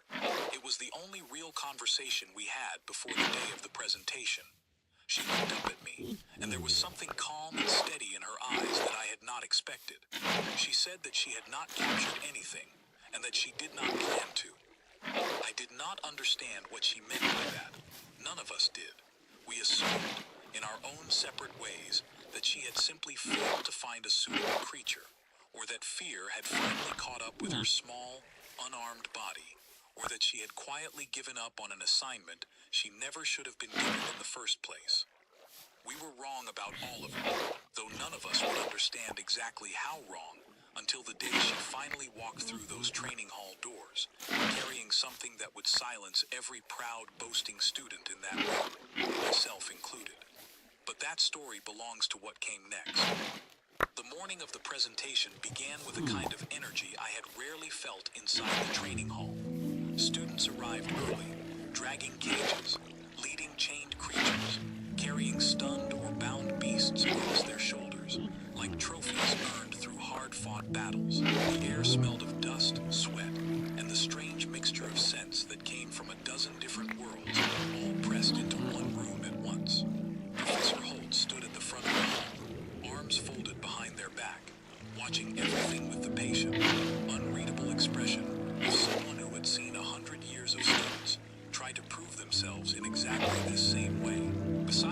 dresser stood a row of empty pens, built into the wall, ready to hold whatever creatures were about to be paraded through the door. Dorian arrived first, and the moment he entered, the whole room turned to look. Behind him, dragged on thick chains by 2 assistants, came the Sandcrawler, an armored beast the size of a small transport vehicle, its many legs scraping uselessly against the metal floor as it strained against its restraints.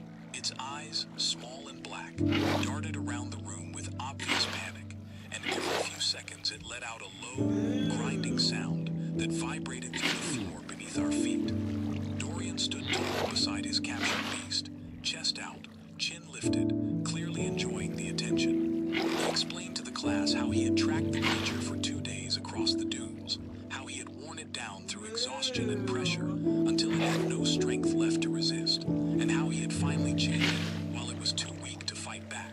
The class responded with murmurs of approval. On Threxa, and on many worlds like it, this was exactly the kind of story that earned respect. I clapped along with the others, though something about the Sandcrawler's darting eyes stayed with me longer than it should have. It did not look tame. It looked exhausted and afraid and utterly without hope of escape. I told myself this was simply what control looked like. I told myself this many times that morning, though each time the thought felt a little less convincing than before. Elsie went next, leading her frost hound into the room on a heavy chain, wrapped several times around its powerful neck. The creature moved low to the ground, ears flattened, teeth bared in a silent, constant snarl. Elsie described the 3 days she had spent tracking it through ice fields, the traps she had set, the moment she had finally cornered it against a frozen cliff with nowhere left to run. She spoke with pride about breaking its spirit through patience and pressure, about the exact moment she knew it had given up trying to fight her. The frost hound did not look at her once during the entire explanation. Its eyes stayed fixed on the floor, its body pressed as low as it could go, as if trying to make itself small enough to disappear entirely. One by one, the other students followed. Bastion arrived with a creature that hissed constantly from beneath a thick metal muzzle, its wings clipped so it could no longer take flight. A quiet girl named Freya brought a small but vicious burrowing creature, kept sedated inside a reinforced box, twitching occasionally as the drugs slowly wore thin. Every presentation followed the same pattern. A dangerous creature, captured through struggle, controlled through exhaustion or restraint, presented as proof of the student's strength and worthiness. I brought my stone serpent last among the early presentations, its massive coils wrapped in reinforced binding, designed specifically to contain its crushing strength. I spoke about the 3 attempts it had taken me to finally corner it in the deep caverns beneath my home city, about the assistant I had needed to help subdue it, about the ancient stories my people told of this exact species, and what it meant to bring one to heel. The class listened with genuine respect, and I felt the familiar warmth of pride swelling in my chest, the same warmth every other student in that room had felt when it was their turn to speak. And yet, even as I stood there accepting the approval of my classmates, I found myself glancing toward the door every few minutes, wondering where Alice was, wondering what she would bring, wondering if she would bring anything at all. She was not there. As the presentations continued, one after another, the empty seat where Alice usually sat became impossible to ignore. Students began to whisper among themselves. Dorian suggested loudly, without much concern in his voice, that the human girl had likely failed to find any creature at all, and was too embarrassed to show her face in class. Elsie wondered whether Alice had been hurt trying to capture something beyond her ability, whether humans were simply too fragile for an assignment like this. Bastion said perhaps she had finally realized she did not belong in a class meant for students who understood real strength. I said nothing during these conversations. Mrs.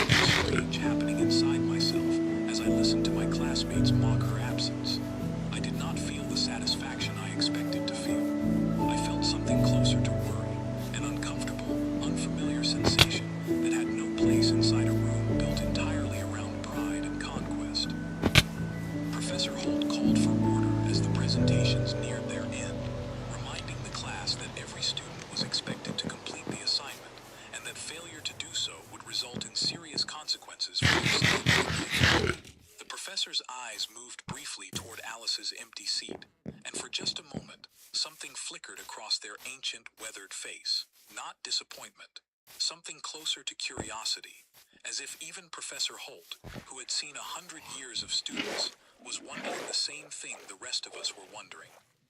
Where was she, and what would she bring? The final student before the break, a soft-spoken boy named Callum from a swamp world thick with poisonous mists, finished his presentation and led his creature back to its holding pen.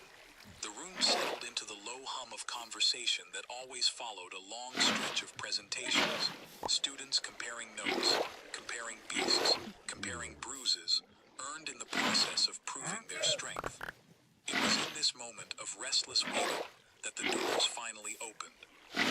I remember the exact sound they made, a slow mechanical hiss, followed by the heavy thud of metal locking into place along the frame. I remember how every head in the room turned at once, expecting to see the sandcrawler's grinding chains, or the frosthound's low snarl, repeated once again in some new form. What we saw instead made the entire hall fall completely silent. There were no chains, there was no cage, there were no assistants dragging some massive, struggling creature across the floor.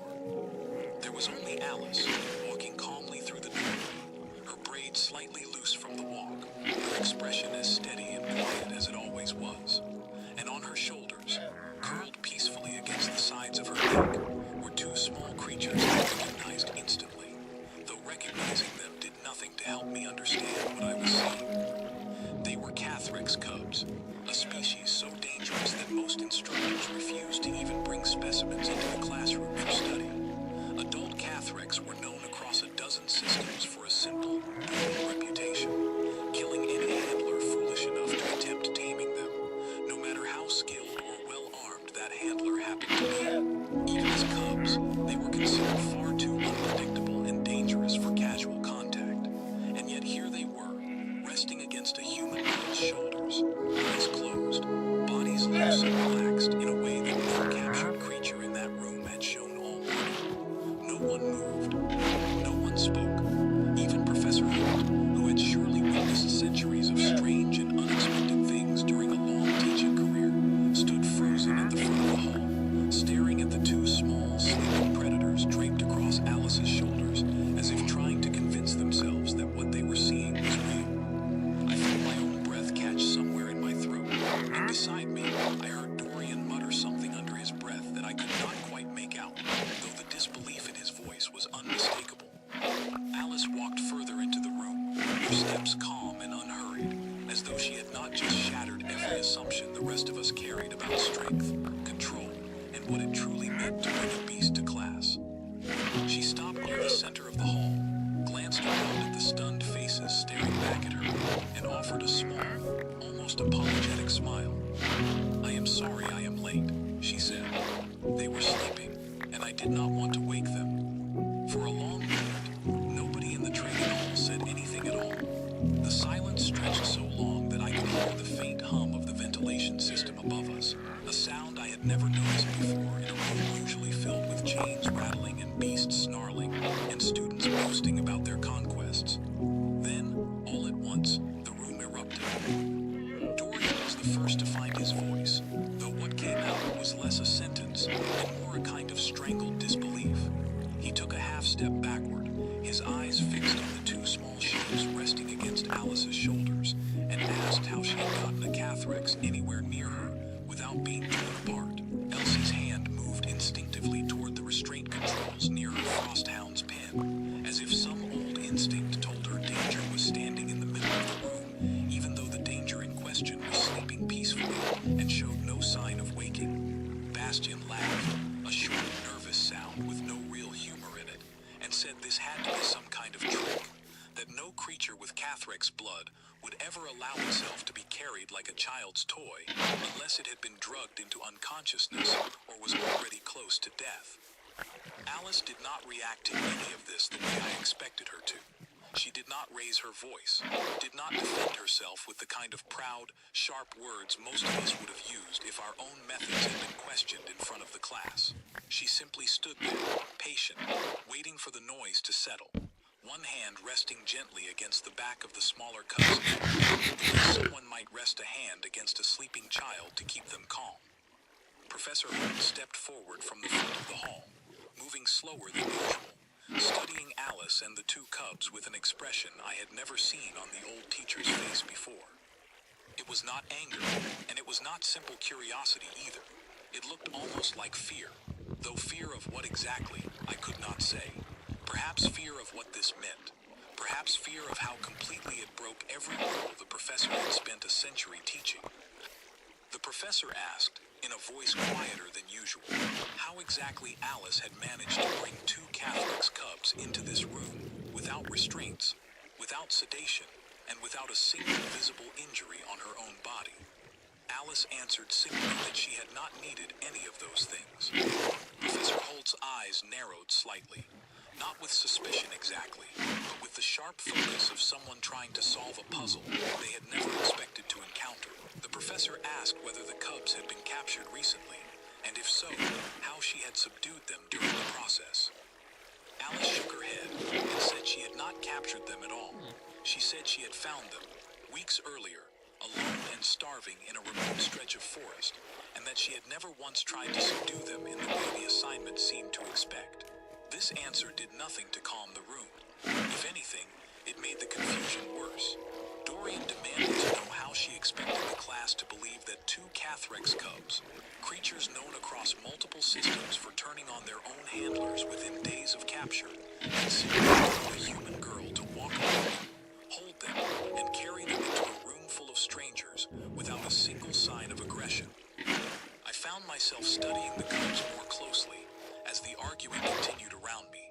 They were smaller than I expected, their fur a deep gray with faint silver markings along the spine, markings I recognized from textbooks describing the species as still developing, not yet full grown, but already carrying the sharp claws and powerful jaw structure that made adult Catherick so feared.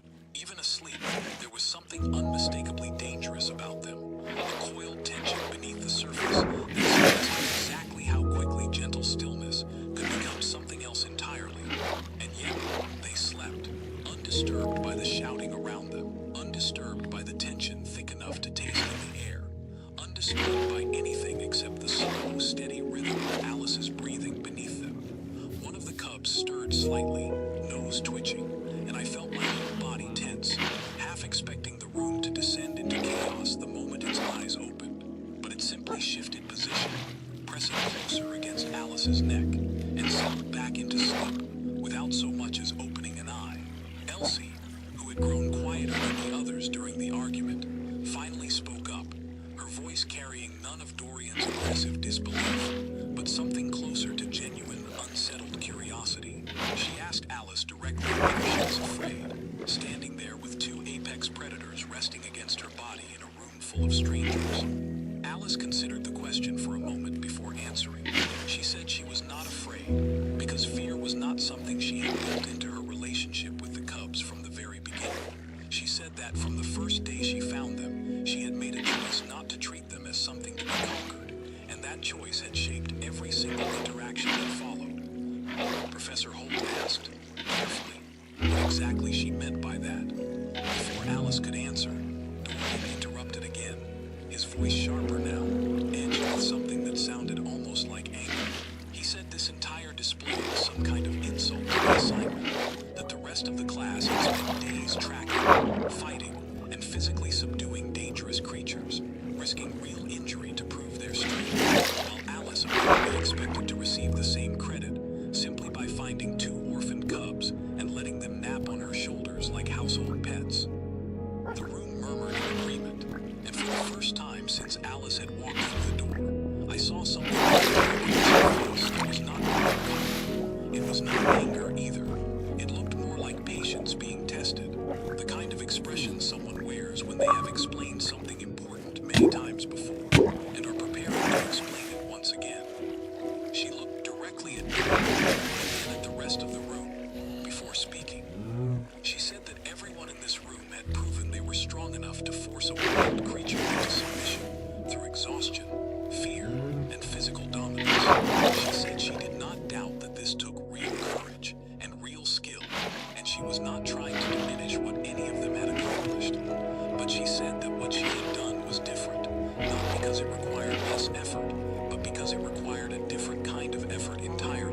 She said that anyone strong enough and patient enough could eventually force a wild animal to stop fighting back. But very few people ever tried to earn a wild animal's trust instead. Because trust could not be forced, and it could not be rushed, and it offered no guarantee of success, no matter how much time or care you invested. She said that when she found the cubs, they had already lost everything familiar to them. Their world had been torn apart in ways she was not yet ready to explain in full detail, and they had been left alone, hungry, and terrified in a place with no shelter and no protection. She said that if she had approached them the way the rest of the class had approached their own creatures, with will, with force, with the assumption that dominance was the only way to gain control, she believed both cubs would have either fled into the wilderness and died there, or attacked her the moment she came close enough to try. Instead, she said, she had chosen to wait. Professor Holt, who had remained silent throughout this explanation, finally asked how long that waiting had taken, and what exactly it had involved. Alice glanced down at the two sleeping shapes against her shoulders, her expression softening slightly, the tension of the last few minutes fading from her face, as she seemed to remember something private and important. She said it had taken weeks. She said there had been long days where the cubs would not come near her at all, where they hid at the edges of the forest and watched her from a distance, uncertain, wary, waiting to see whether she was another threat in a world that had already given them every reason to expect one. She said she had returned every single day regardless, bringing food, sitting quietly at a careful distance, never forcing herself closer than the cubs seemed willing to allow. She said that trust, when you build it instead of forcing it, moves at its own pace, and that pace cannot be rushed, no matter how much you might want to rush it. She said there had been moments where she doubted the cubs would ever come close enough to let her touch them, moments where she wondered whether she had made the wrong choice by refusing to use the same methods everyone else in this room had used. But she said that eventually, the cubs had approached her on their own, not because she had broken their will, and not because exhaustion had left them with no other choice, but because over time, she had become something they associated with safety instead of danger. The room had grown quieter as she spoke, the earlier shouting was closer to stunned attention. Even Dory, who moments earlier had been loudly dismissive, now stood watching her with an expression they could not quite read, somewhere between skepticism and something that looked almost like discomfort, as if her words had touched a part of him they did not particularly want touched. Professor Holt studied Alice for a long moment, and then studied the two sleeping cubs against her shoulders, and then looked out across the room at the rest of us, standing beside our own chained and muzzled and sedated creatures. The professor asked a question then that none of us expected, a question that seemed to hang in the air long after it was spoken.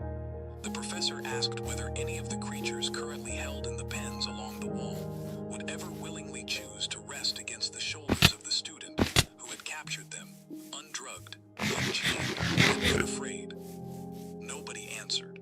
I looked toward my own stone serpent, coiled tightly inside its reinforced binding, its ancient eyes fixed on nothing in particular, waiting out the hours until it could be returned to whatever holding facility the academy used between classes. I tried to imagine it resting calmly against my shoulders, the way the Cathrex cubs rested against Alice's, and the image would not form in my mind, no matter how hard I tried to build it.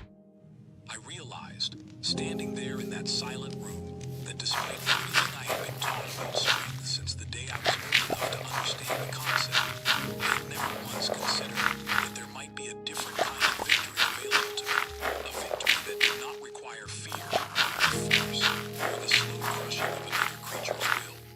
Alice's explanation was not finished. There was more to the story of how she had found the cubs, more about what had happened to their mother, more about choices that had nothing to do with strength, and the way many of us understood the word. But that part of the story would have to wait, because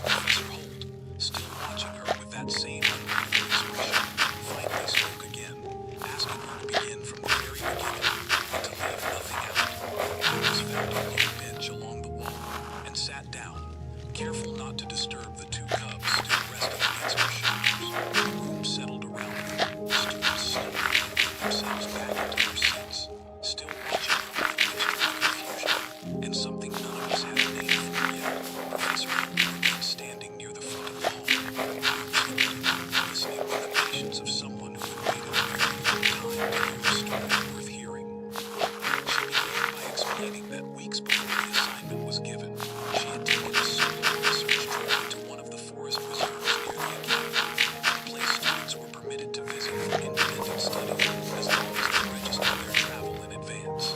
She had gone there to study plant life for an entirely unrelated project, nothing to do with beasts or assignments or anything the rest of the class had been preparing for at the time. It was during that trip that she first heard the sound. She described it carefully, choosing her words the way someone does when they want to make sure they are understood exactly as they need to be understood. She said it was a thin, high, broken sound, nothing like the confident calls of a healthy predator moving through its territory. It sounded, she said, like something in pain or something afraid, or both at once. She followed the sound through the trees, moving carefully, aware that whatever was making that noise might not welcome a stranger nearby. What she found, tucked beneath the exposed roots of a fallen tree, were the two cubs, pressed close together, thin no longer, and utterly alone. Nearby, she said, there she paused before continuing, was what remained of their mother. The room went very still at this. I noticed several students shift uncomfortably in their seats, and even Gloria, who had spent the entire morning moving to argue, said nothing at all. Alice explained, carefully and without unnecessary detail, that the mother Cathrex had been killed by hunters, poachers, who had entered the reserve illegally, seeking to capture or kill adult Cathrex for their fur, which was considered valuable on several black markets across the sector. The hunters, she said, had taken what they wanted and left without noticing, without caring, that two cubs had survived, hidden beneath the roots, where their mother had likely pushed them in her final moments, trying to keep them safe. Professor Holt's expression darkened slightly at this detail, and I remember, with a strange twist of discomfort, that poaching operations targeting protected species were not unheard of near several of the systems represented in this very classroom. I did not know, and would likely never know, whether anyone connected to that particular crime sat among us, but the thought settled uneasily in my chest regardless. Alice continued, explaining that she had known immediately she could not safely leave the cubs there.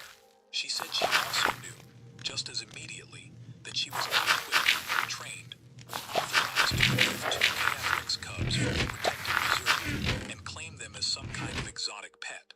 She said the correct action, according to everyone she had been taught, would have been to report the sighting to reserve authorities and let trained wildlife officers handle the situation from there. She said she did report it, but she also said that she could not simply walk away in the meantime, not while two starving, terrified cubs remained alone in the place where their mother had died protecting them. So she began returning every day. At first, she said, she kept her distance, sitting quietly at the edge of a small clearing near the fallen tree, far enough away that the cubs did not feel cornered, close enough that they could see her if they chose to look. She brought food each time, simple offerings left at a careful distance, never forced into their space, never pushed toward them in a way that might feel like a threat. For the first several days, the cubs would not approach at all. They stayed hidden beneath the roots, watching her from the shadows, sometimes disappearing entirely for hours before returning, once she had gone quiet and still.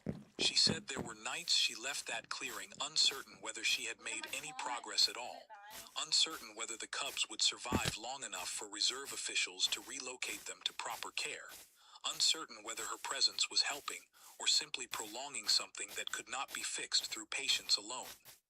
But she kept returning. She described, in quiet detail, the small changes she began to notice over time. The food she left began disappearing while she watched from a distance, rather than only after she had gone. The cubs began emerging from beneath the roots earlier in her visits, watching her with less obvious tension in their small bodies. One evening, nearly 2 weeks after she first found them, the smaller cub crept close enough to sniff at the edge of her boot before darting back to safety.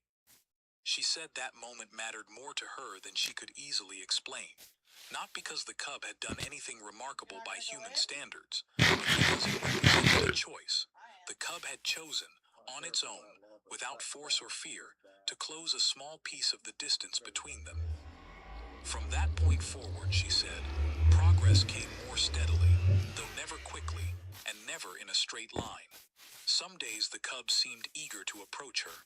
Other days they retreated back into caution, as if some old instinct reminded them that trust was dangerous and safety could not be assumed.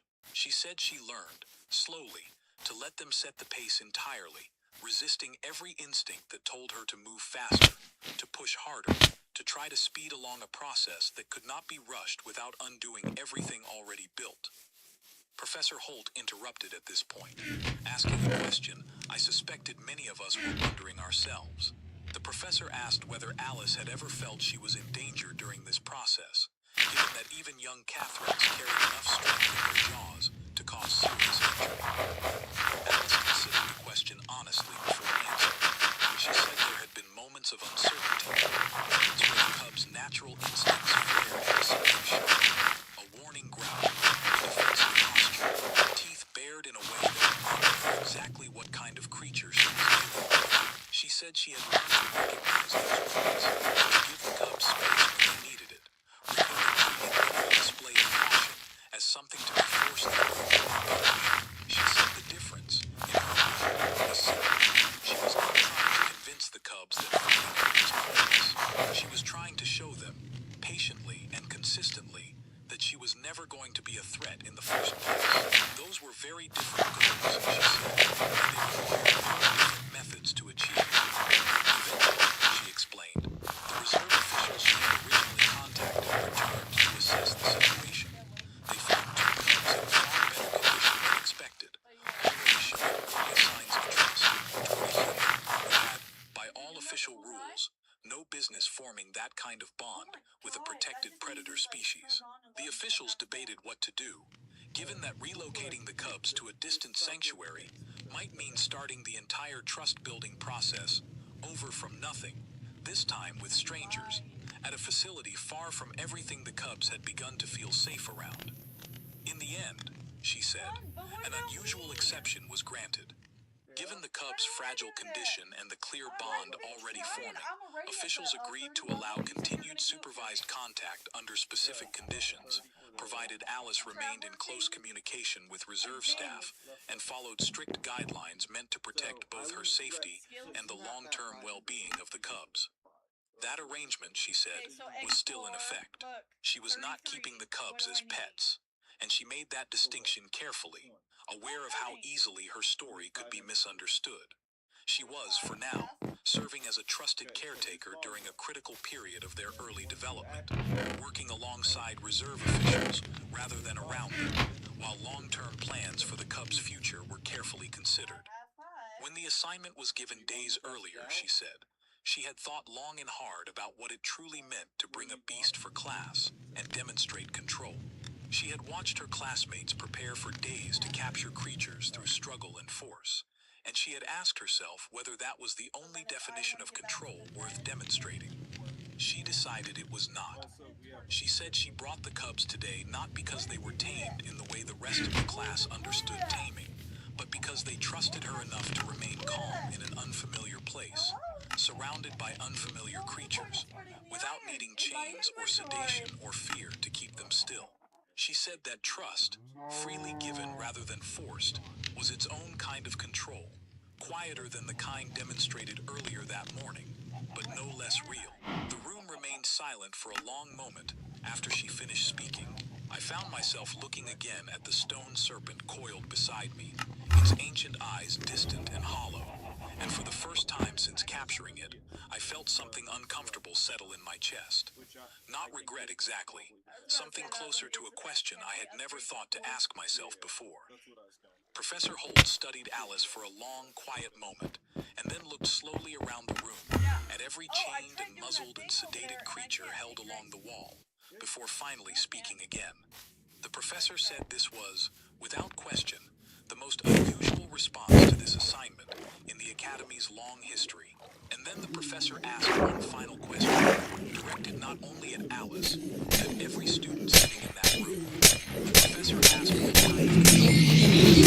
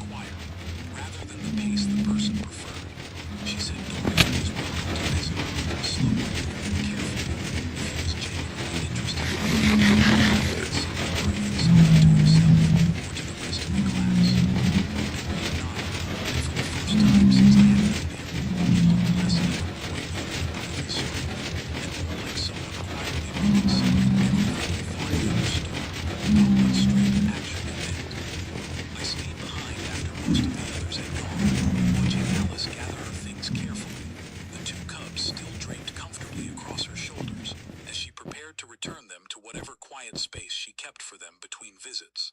I found myself asking her, somewhat hesitantly, whether she had known from the very beginning how differently her approach would be received by the rest of the class. She considered the question honestly before answering. She said she had expected confusion, and perhaps some disapproval, given how differently her method looked compared to everyone else's. But she said she had decided long before the assignment that she would rather demonstrate something honest about what she believed than perform something impressive simply because it matched everyone else's expectations.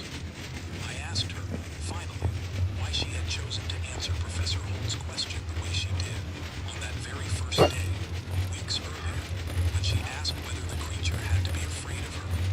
She smiled slightly, adjusting the smaller cub's position against her shoulder as it settled back towards sleep. She said that somewhere along the way, she had come to believe that fear and respect, while they might sometimes overlap, were never truly the same thing. She said fear could force a creature to stop fighting, but only trust could make a creature choose to stay beside you when it had every opportunity to leave. I walked with her partway back toward the dormitories that evening, saying very little, thinking a great deal. My own stone serpent had been returned to its holding facility by then, coiled tightly within reinforced walls, waiting silently for whatever the academy planned to do with it once the assignment had been fully graded. I found myself wondering, for the first time since capturing it, whether there might have been another way, a slower, harder, less certain way that could have led to something different than fear pressed down beneath heavy chains.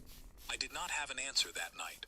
I am not certain I have a complete answer even now, months later, as I think back on everything that happened in that training hall. But I remember, clearly, the image of those two small cubs sleeping peacefully against Alice's shoulders, undisturbed by chains, undisturbed by fear, undisturbed by anything except the simple, quiet certainty that they were safe.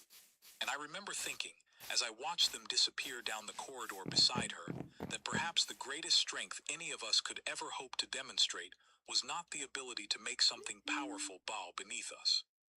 Perhaps it was the patience to earn something powerful's trust instead, and the humility to understand that the second kind of strength was, in every way that truly mattered, the harder one to achieve.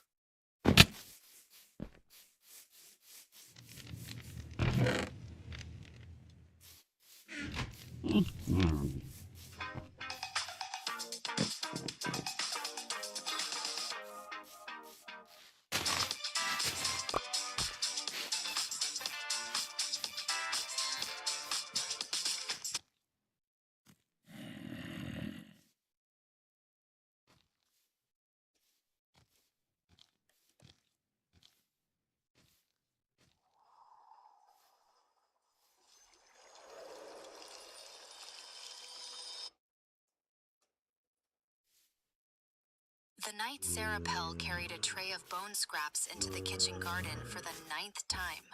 The moon was a thin silver coin balanced on the eastern wall, and she did not yet know that the creature waiting under the rosemary hedge was older than the throne she scrubbed floors for. She did not know that 9 streets of torchlit nobles were already gathering in the great hall above her head. She did not know that 12 perfumed alpha daughters were being laced into ceremonial silks at that exact hour, or that the Alpha King had returned from 5 years of border war with a treaty ring already weighing down the inner pocket of his coat. What she knew was this: the silver wolf in the hedge was still breathing. The wound along its flank had stopped weeping at last, and the bowl of broth she had stolen from the stockpot was still warm under the cloth. That was the whole shape of her world tonight. A bowl, a bandage, a creature that had not died yet because she had not let it. The narrator who watches her from a place she cannot see would say it differently. The narrator would say that the night Sarah Pell carried bone scraps to a dying animal for the 9th time, she was already being chosen, and the entire kingdom was about to learn that mercy keeps better records than blood. She knelt by the hedge in the dark. The frost had not come yet, but the air had that brittle edge to it, the kind that cut through the thin wool of her servant's dress and made her shoulders draw in. She had torn the left sleeve 9 days ago to bind the wolf's flank, and she had not asked the linen mistress for a replacement because questions invited attention. And attention, in her experience, invited cruelty. So she went about the estate one-armed in cloth, tugging her shawl tighter when she passed the upper corridors. And nobody noticed, because nobody had truly looked at Sarah Pell in 2 years. 2 years ago, she had stood in the lesser chapel in a borrowed white dress and watched her fated mate, a middle-ranking warrior named Kale, take her hand in front of his family and say, plainly and without heat, that he refused the bond. He said the goddess had made an error. He said an Omega Scullion's daughter from the border villages was beneath the dignity of his line. He said it the way a man returns spoiled fruit to a market stall. She had walked out of that chapel with her hand still half raised where his had dropped it. And the next morning, she had been moved from the upper chambers to the kitchens, because a publicly rejected Omega was a stain on a noble household, and the only mercy available to her was being put somewhere she would not be seen. She had not cried that morning. She had not cried any morning since. She did not have the energy for it, and grief, she had learned, was a luxury that interfered with the carrying of trays. The wolf lifted its head when she set the bowl down. Its eyes in the moonlight were the color of struck flint, pale and steady. And when she reached out with the cloth dipped in willow water, it did not flinch the way it had on the first night. On the first night, it had bared teeth long enough to open her wrist if it wanted to, and she had simply waited, kneeling, hands open, until it understood that she was not a thing that hurt. Now, on the 9th night, it leaned into her palm. The fur along its jaw was matted with old blood, and she worked at it patiently, the way she worked at everything, with the small, steady persistence of a woman who had learned that no one was coming to do it for her. "You're better tonight," she murmured to it. Real fans know the real experts aren't on TV. They're in groups. These guys don't know what they're talking about. Okay, this guy knows what's up. That's fact. Tomorrow I'll bring you the marrow bone from the venison. Cook never counts the marrow.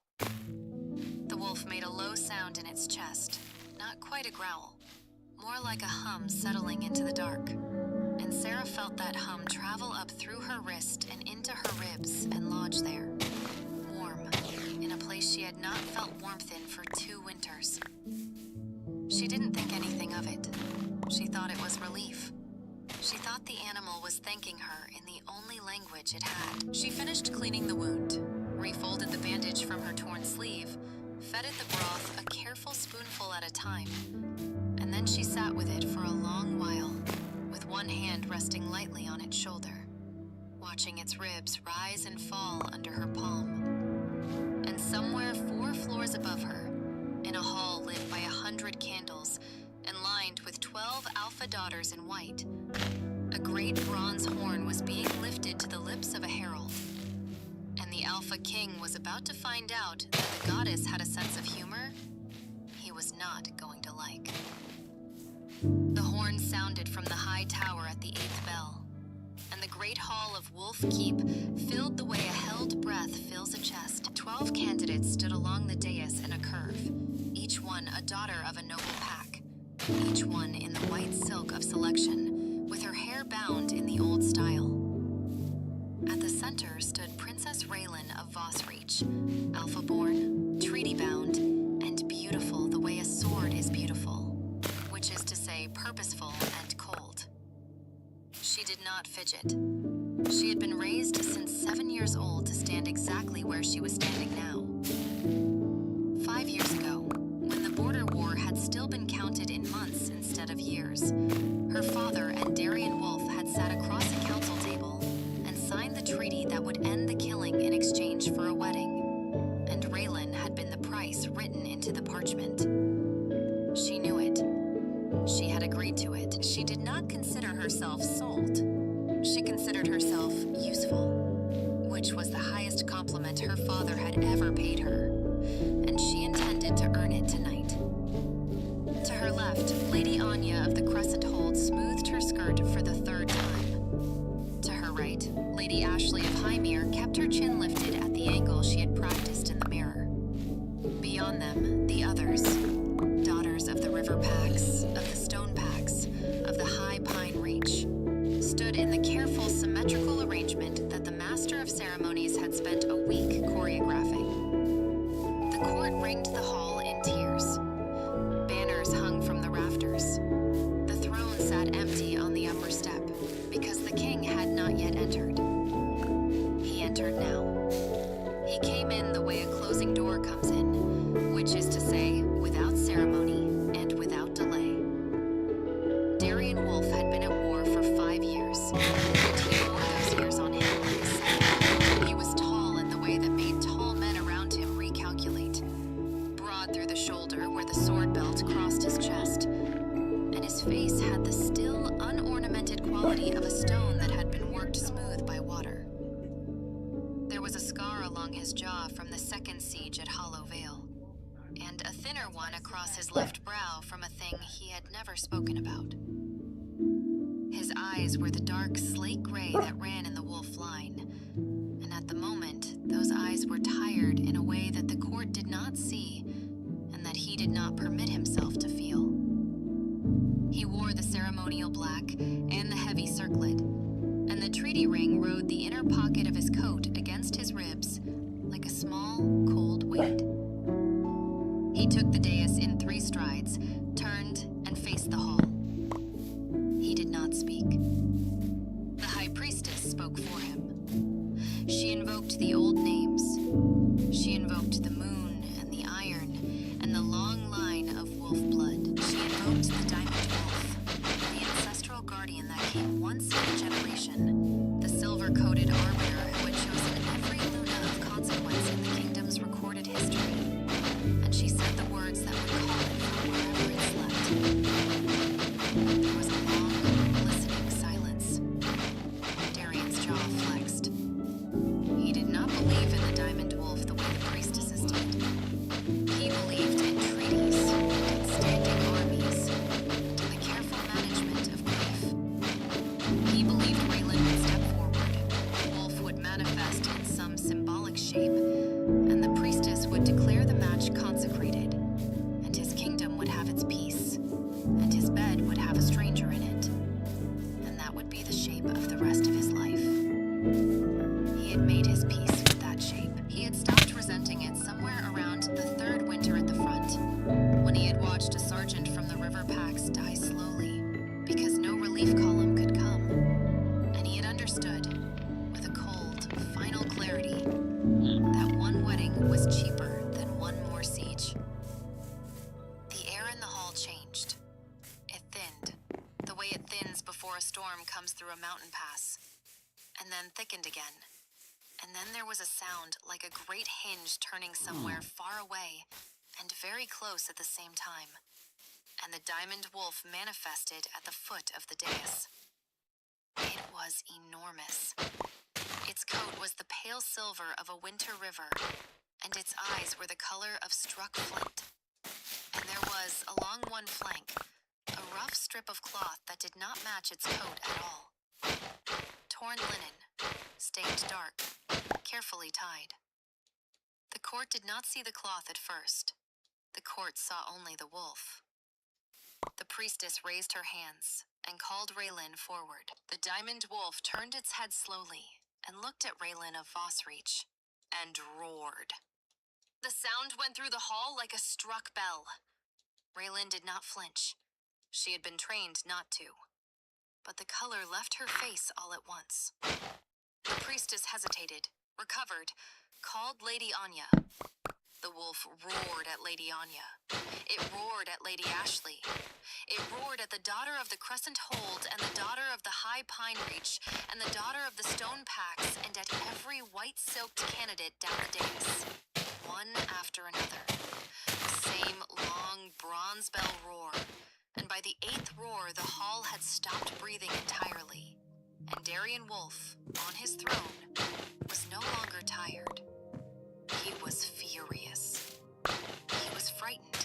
Though he would not have used that word, he was watching the most carefully constructed piece of his reign come apart on a marble floor in front of 200 witnesses. And he did not yet know that downstairs, 4 floors below, in a kitchen garden that smelled of rosemary and old blood, a maid in a torn-sleeved dress was kissing the top of a silver wolf's head goodbye and telling it she would see it tomorrow.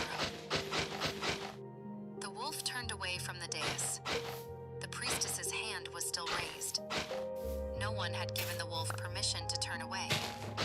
No one in the hall's recorded memory had ever given the diamond wolf permission to do anything, because the diamond wolf was the thing that gave permissions. Please tell me you made it. Oh, what is that? Oh, yeah! That'll work!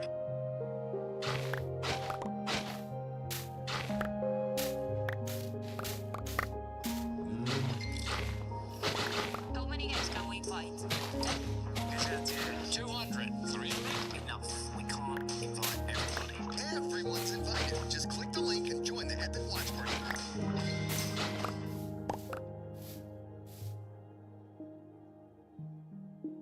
But the moment cracked open anyway, and the great silver creature simply walked off the marble step, padded down the central aisle between the rows of nobles, and went out through the side arch into the servants' corridor, as if it had remembered an appointment. The court did not know what to do. The priestess made a noise that was meant to be a word and came out of breath. Princess Raylan turned her head, slowly, by inches, and watched the wolf go. And her face did something that her training had not prepared her face to do. Darian was already moving.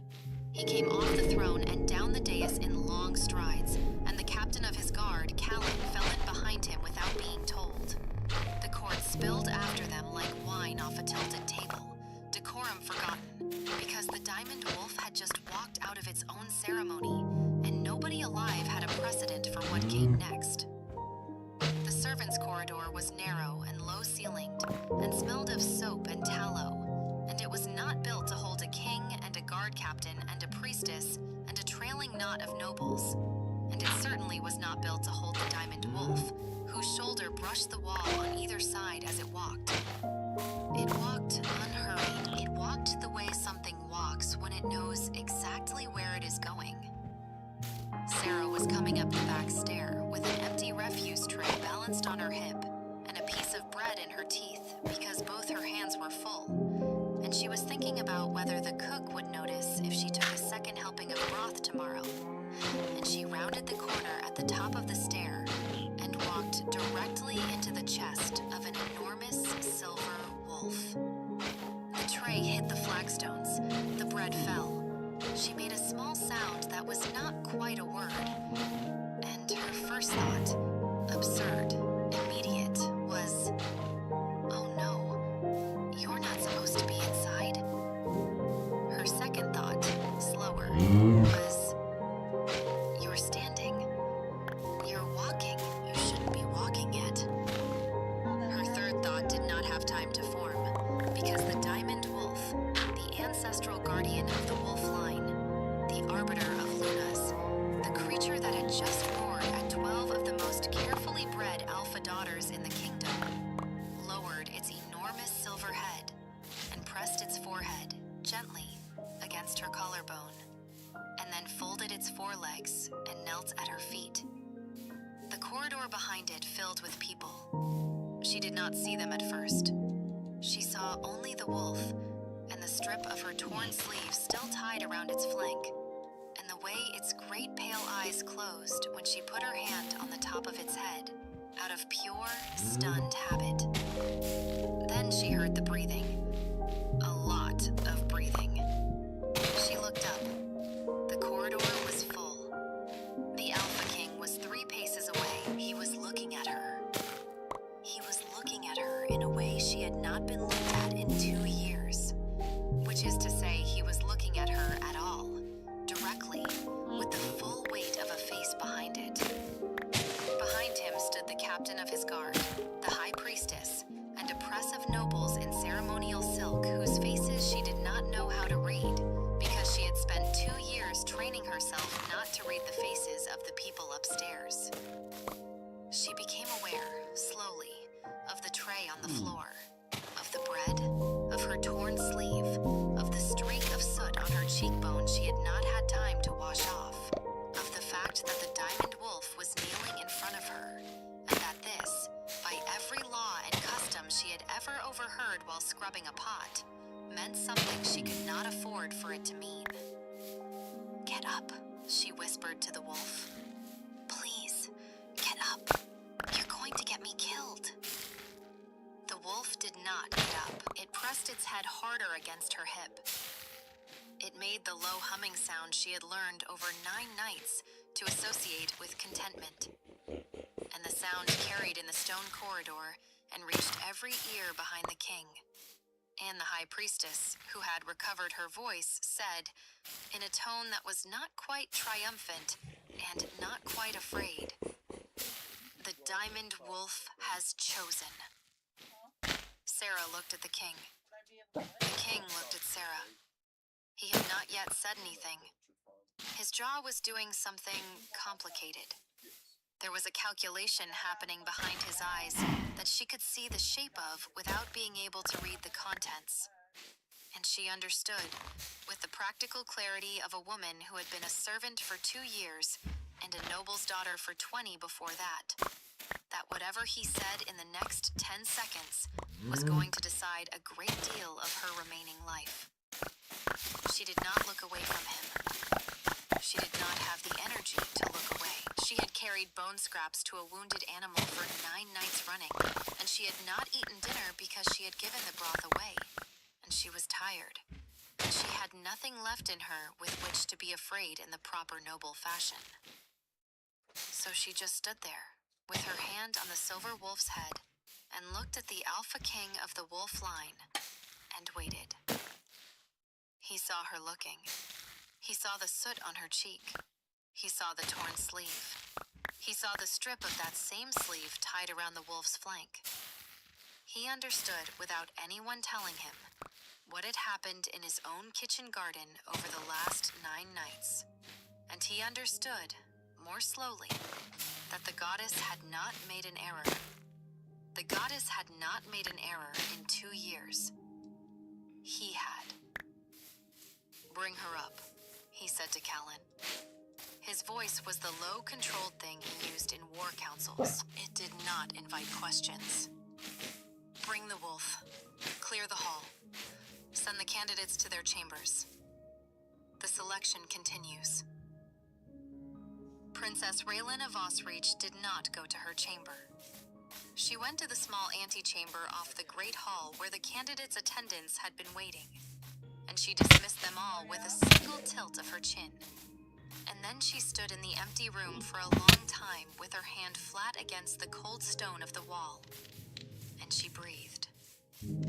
She had been raised, since she was old enough to understand the word treaty, to be the bridge between 2 packs that had bled each other for a generation.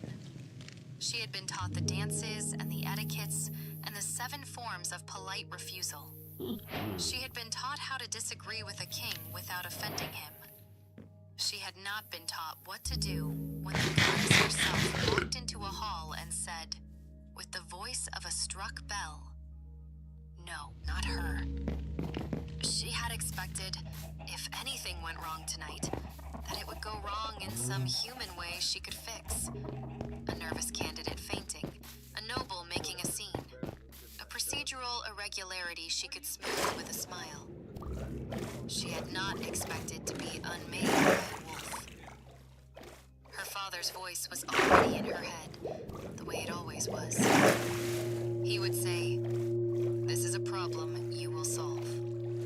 He would say, "A treaty is parchment. A treaty can be rewritten. You remain useful. You will find a way to remain." She breathed once more, slowly. And then she did something she had not expected to do, which was that she let herself go, for 1 full count of 10, the relief. It came up under the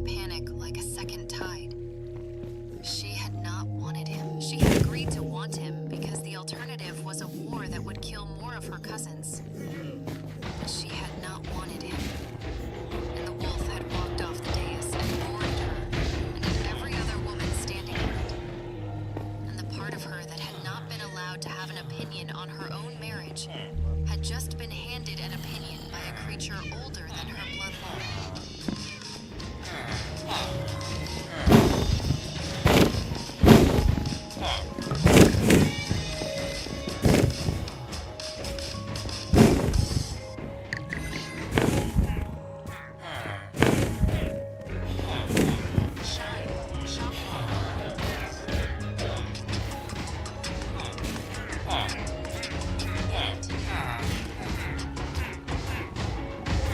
She closed her eyes. She let it land. Then she opened her eyes, and she became again the daughter her father had built. She would salvage this. She would salvage the peace, at least. The wedding could be argued. The war could not be allowed to come back. She walked out of the antechamber with her chin level, and she went looking for the Alpha King. Meanwhile, in the council chamber, 2 corridors above the Great Hall, Sarah was sitting on the edge of a chair that was too fine for her, with her hands flat on her knees so they would not shake. And the diamond wolf was lying across her feet like a very large and very heavy dog. The king was at the window. He had not turned around in some time. The high priestess sat at the long table with a tablet of beeswax in front of her and was, with great care, writing nothing. The captain of the guard stood at the door. No one had spoken in nearly a minute. Sarah's left foot was going numb under the wolf. She did not move it. She did not, in fact, intend to move ever again, on the theory that any movement she made in this room was likely to be the wrong one. You tended it, the king said at last. He did not turn from the window. Yes. How long? 9 minutes. Where? The kitchen garden, behind the rosemary. Did you know what it was? She thought about the question. She thought about the way the wolf had hummed under her palm. She thought about how, on the 4th night, she had told it about Kale. Told it the whole thing. Just talked into its fur because there was no one else she could say any of it to. And how the wolf had pressed its head into her stomach and not made a sound. No, she said. I thought it was a wolf. It is a wolf. I thought it was a dying one. He turned then. His face in the firelight was not the face she had seen in the corridor. The corridor face had been the king's face. The working face. The face that made decisions with the back of its teeth. This face was something underneath that. He looked at her for a long moment without speaking, and she could not have said what she saw in it. Only that it was not anger, and it was not pity, and it was something her chest did not know how to file. What is your name? He said. Sarah. Sarah Pell. He repeated it the way a man repeats a word he is going to remember. From the border villages. Yes. And kitchens. She did not answer. He did not need her to. He had already understood. He came across the room, slowly. He did not sit, but he put one hand flat on the back of the chair across from her.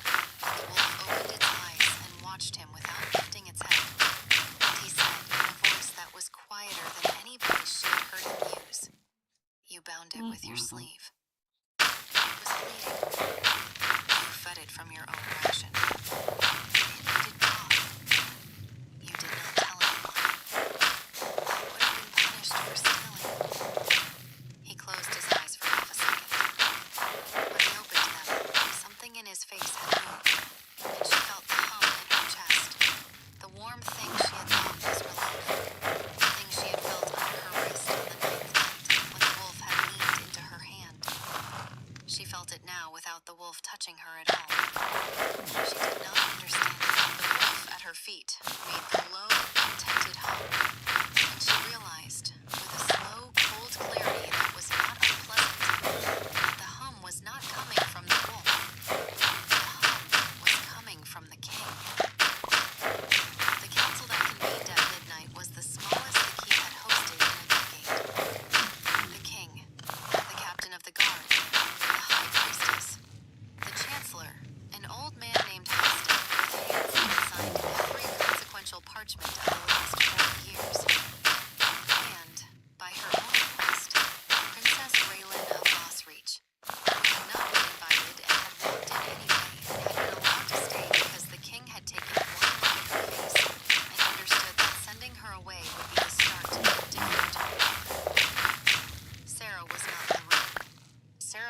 small adjoining chamber with a cup of broth she had not touched and the diamond wolf asleep across her feet. And she could hear the voices through the door, but not the words. And she had decided that this was a mercy. Inside, the Chancellor spoke first. He was a careful man, and he did not waste motion. He said, "The treaty is the larger question. The selection is the louder one. We solve them in that order." "We solve them together," said the High Priestess. "The wolf has rendered a verdict. There is no appeal." "There is always an appeal," said Halstead mildly. "There is appeal to common sense, to political necessity, to the well-being of the realm. The wolf is a sacred sign. Sacred signs have been interpreted before." "It knelt," said the priestess. "It knelt in front of 200 witnesses, including the daughter of Vossreach. It is not interpretable." Raylan lifted her hand. The room went quiet, because it was not the room's habit to ignore a Vossreach hand.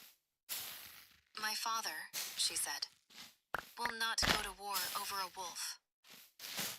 Halstead looked at her. "Princess, he will go to war over an insult. He will not go to war over a wolf. There is a difference, and the difference is the entire shape of what you are about to do. If you set me aside with respect, with a public reason that does not touch my honor, and with a treaty rewritten to preserve the trade and the border accords without the marriage clause, he will accept it. He will not be pleased. He will be, on balance, relieved. I am his only daughter. He did not enjoy giving me away." She spoke evenly. She spoke the way she had been taught to speak, which is to say, without any of the feelings she was actually carrying. And the king, watching her from across the table, understood for the first time in the 5 years he had known of her existence that she was not the obstacle he had been treating her as. "You are offering us a way out," he said. "I am offering us both a way out," said Raylan. "I would prefer not to be married to a man whose ancestral guardian roared at me in front of my own attendants. You would prefer not to insult the goddess. We can be useful to each other." Halstead made a sound that was almost a laugh. "And what do you want in return, princess?" "A formal letter to my father, in the king's own hand, naming a reason for the dissolution that does not touch my fitness or my honor. A renegotiation of the trade accords with terms not less favorable than the current draft. And," she paused, just slightly, "an introduction." "An introduction," said the king. "To the maid," said Raylan. "I want to meet the woman the goddess preferred to me. I would like to know what the goddess sees. It would be useful to me going forward." There was a silence. The priestess looked at the king. The king looked at the door behind which Sarah was sitting with a wolf on her feet and a cup of cooling broth in her hands. "Granted," he said. Let's go! Let's go!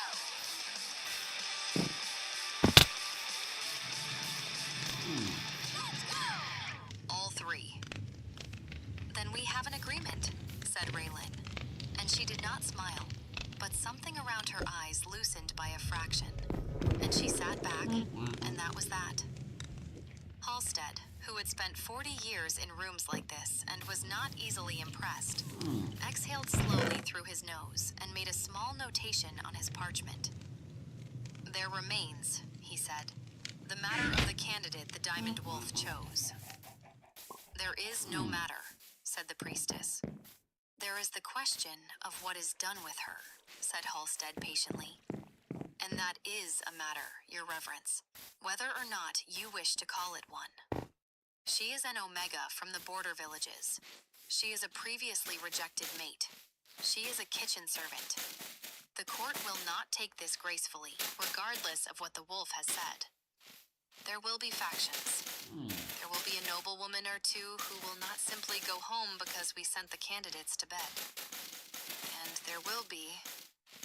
He looked at the king briefly. elements within your own council who have been waiting for an instability they could use. We must move carefully. She is not a problem to be solved, said the king. I did not say she was, Your Majesty. I said she was a target. The room cooled. Explain, said the king. The diamond wolf is silver, said Halstead. Its hide, by the old texts, carries properties. There are factions within the realm and outside it that have, for generations, kept private libraries on these properties. The wolf has not manifested in 41 years. 41 years is a long time for those libraries to have been read. I would expect, Your Majesty, that within 3 days, possibly 2, someone will attempt to take the wolf. The king did not answer immediately. The wolf, on the other side of the door, made a low, contented hum. Sarah, on the other side of the door, set her cup down with great care because her hands were shaking, and she did not want anyone to hear it. Then we keep it close, said the king, and the girl with it. She is the only one it has knelt to. It will not leave her. It will not leave her, agreed the priestess. Then she stays in the royal wing, said the king, under guard. Callan, you will pick the men yourself. Halstead, you will draft the dissolution letter to Vossreach tonight. Reverence, you will prepare the formal claiming ceremony for... He hesitated, the smallest pause. The new candidate. Princess Raylan, I owe you a courtesy I cannot yet name. You will have it. Raylan inclined her head. Halstead set down his pen. The priestess rose. The captain opened the door. Sarah, who had heard none of the words and all of the tones, looked up from her broth and saw the king come through the door alone. And she stood up too quickly, and the wolf rose with her. And she said before he could speak, I don't want it. He stopped. You don't want what? Whatever this is. Whatever it just made me. I'm not. She gestured helplessly at her own torn sleeve, at the wolf, at the room, at the entire architecture of a keep she had only ever played. I'm not the right shape for this. I just fed it. I just bound its leg. That's all I did. I don't want a thing. I don't want a position. I want to go back to the kitchens. He looked at her for a long time. I know, he said finally. What? You don't want it. I can see that you don't want it. That is, I suspect, a significant part of why the wolf chose you. She did not have an answer for that. He stepped closer, slowly, the way a person steps toward a creature that might startle. Sarah Pell, he said, and her name in his mouth was a careful thing, deliberate, almost formal. I am not going to send you back to the kitchens.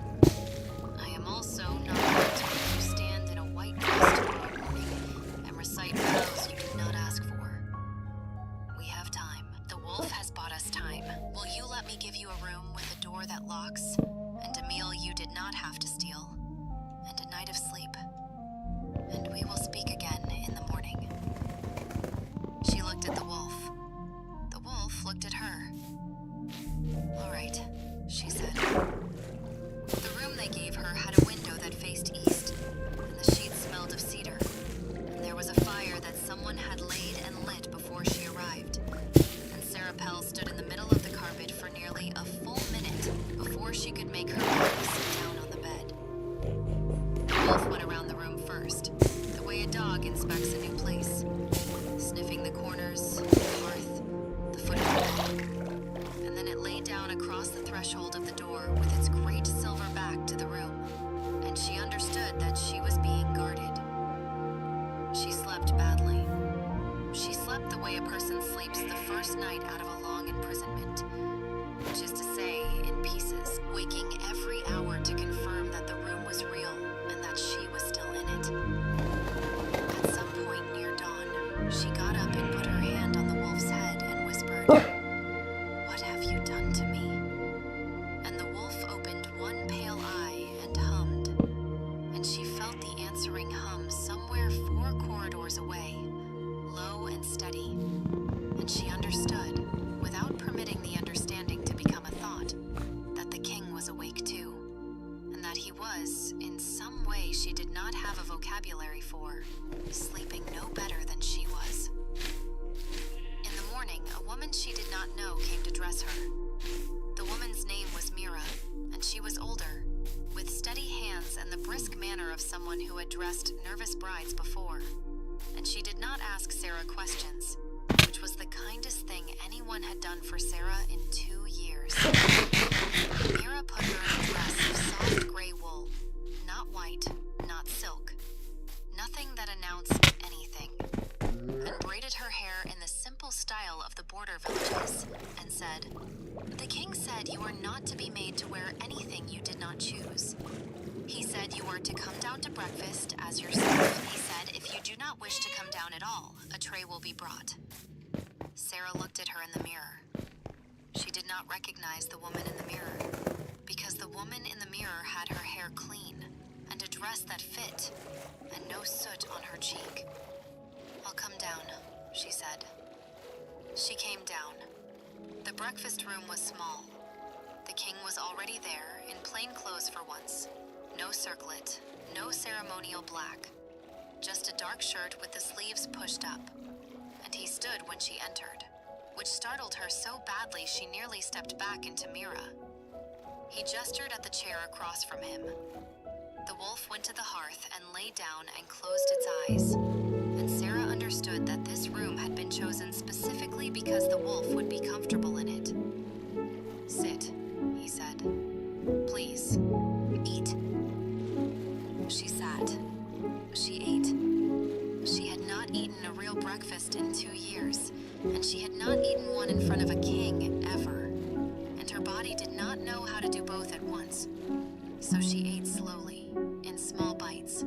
And he did not fill the silence. And she found, after a while, that the silence was not pressing on her the way silences usually did.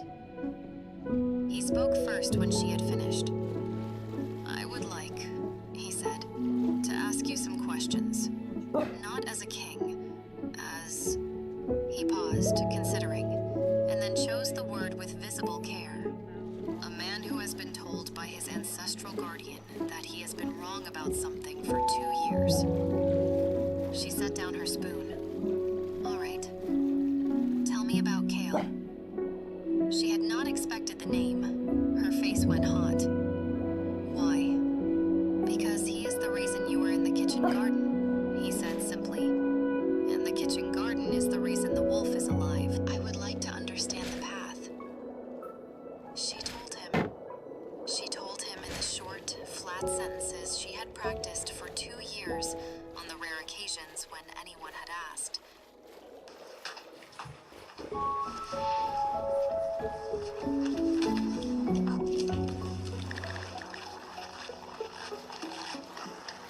And then, when he kept listening without interrupting, she told him in longer sentences. And then she told him things she had not said aloud before, including the thing about how, in the chapel, she had not been heartbroken exactly, because she had not loved Kale, but she had been ashamed in a way she had not known a body could be ashamed. The kind of shame that lives in the bones and changes the way a person walks. He listened. He did not interrupt. When she finished, he was quiet for a long moment. And then he said, "He is no longer in my service." "What?" "Kale. He left the Warriors 3 winters ago to take a private commission with the Hymir House. He is not in this keep. He is not within my reach today. He will be within my reach by the end of the week, if you would like him to be." She stared at him. "I don't," she said. "I don't want him hurt. I don't want anything to do with him. I am not offering to hurt him. I am offering you a writ with my seal that simply nullifies the rejection. The chapel record will be amended. The shame is not yours. It was never yours. I would like that on parchment, and I would like the parchment read in the same chapel where the rejection was spoken. You do not have to accept. I am only telling you that the offer exists. She did not cry. She was very close. She looked down at her plate and breathed once, and then she said, "Thank you. You do not need to thank me for correcting a record. I am thanking you for offering." He nodded. He did not press. He let the silence come back, and the silence was not unkind. After a while, when she had recovered, he said, "There is a second matter, a practical one. Halstead believes someone will try to take the wolf within 2 or 3 days. The hide has properties that certain people have spent generations collecting books about. I have placed guards. I have placed them carefully. But I want you to know what the threat is, because it is your wolf, and you should not be lied to about your own life. It's not my wolf. It chose you. That makes it your wolf in every sense the law recognizes, and most senses it does not." She looked at the silver creature by the hearth. It was sleeping, or pretending to. The bandage from her sleeve was still on its flank, and someone, probably Mira, had not removed it, because no one had been willing to. "Who would try to take it?" she said. "I have suspicions. I do not yet have proof." "Tell me the suspicions." He hesitated. "I would rather not poison your judgment of people you have not yet met. I have spent 2 years cleaning the floors of people I have not met. I am not unfamiliar with the court. Tell me." He told her. He named 3. The first was the obvious one, a noble named Roderick of the Hymir house, the same house Cale had taken his commission with. A man whose appetites were known and whose debts were larger than his estates. The second was a faction within the river packs that had been agitating for what they called purification of bloodlines. The third he named slowly, and she could see that he did not want to name it, and he named it anyway. "Halstead," he said, "your chancellor." "He is not my chancellor. He served my father. He has been at this table for 40 years. I trust him, Sarah. I have trusted him since I was a boy. But Callan does not, and Callan is rarely wrong about people. And Halstead spoke last night in a way that..." He stopped. "I am perhaps being unfair to an old man. Or you are being correct about an old man." He looked at her. Something around his eyes did the loosening thing she had seen on Raylan's face the night before. "You are quicker than I expected." "I have been quiet for 2 years," she said. "I have not been asleep." The next 2 days moved like a held breath. Sarah did not return to the kitchens.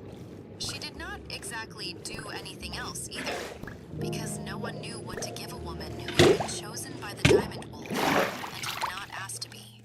And so she walked the upper gardens with the wolf at her side, and she ate 3 meals a day that she had not stolen.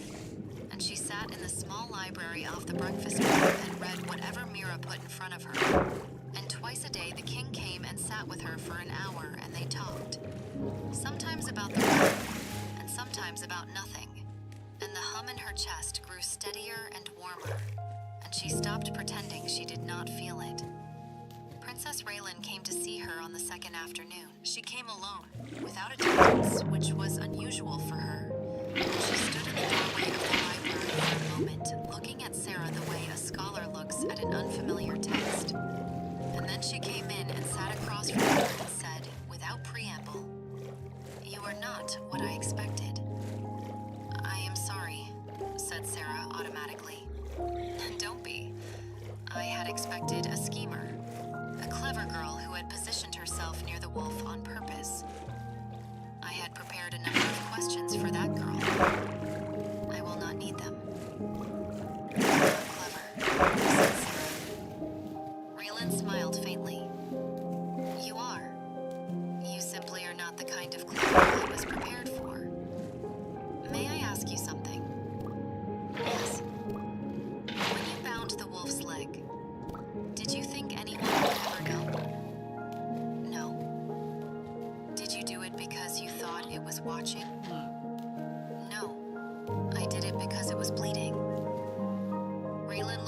for a long moment. She nodded once and stood up. I came to tell you, she said, that I will be at the ceremony tomorrow. I will stand in the front row. I will applaud. My father has been informed and has, in his own difficult way, accepted. The treaty will be rewritten. There will not be a war.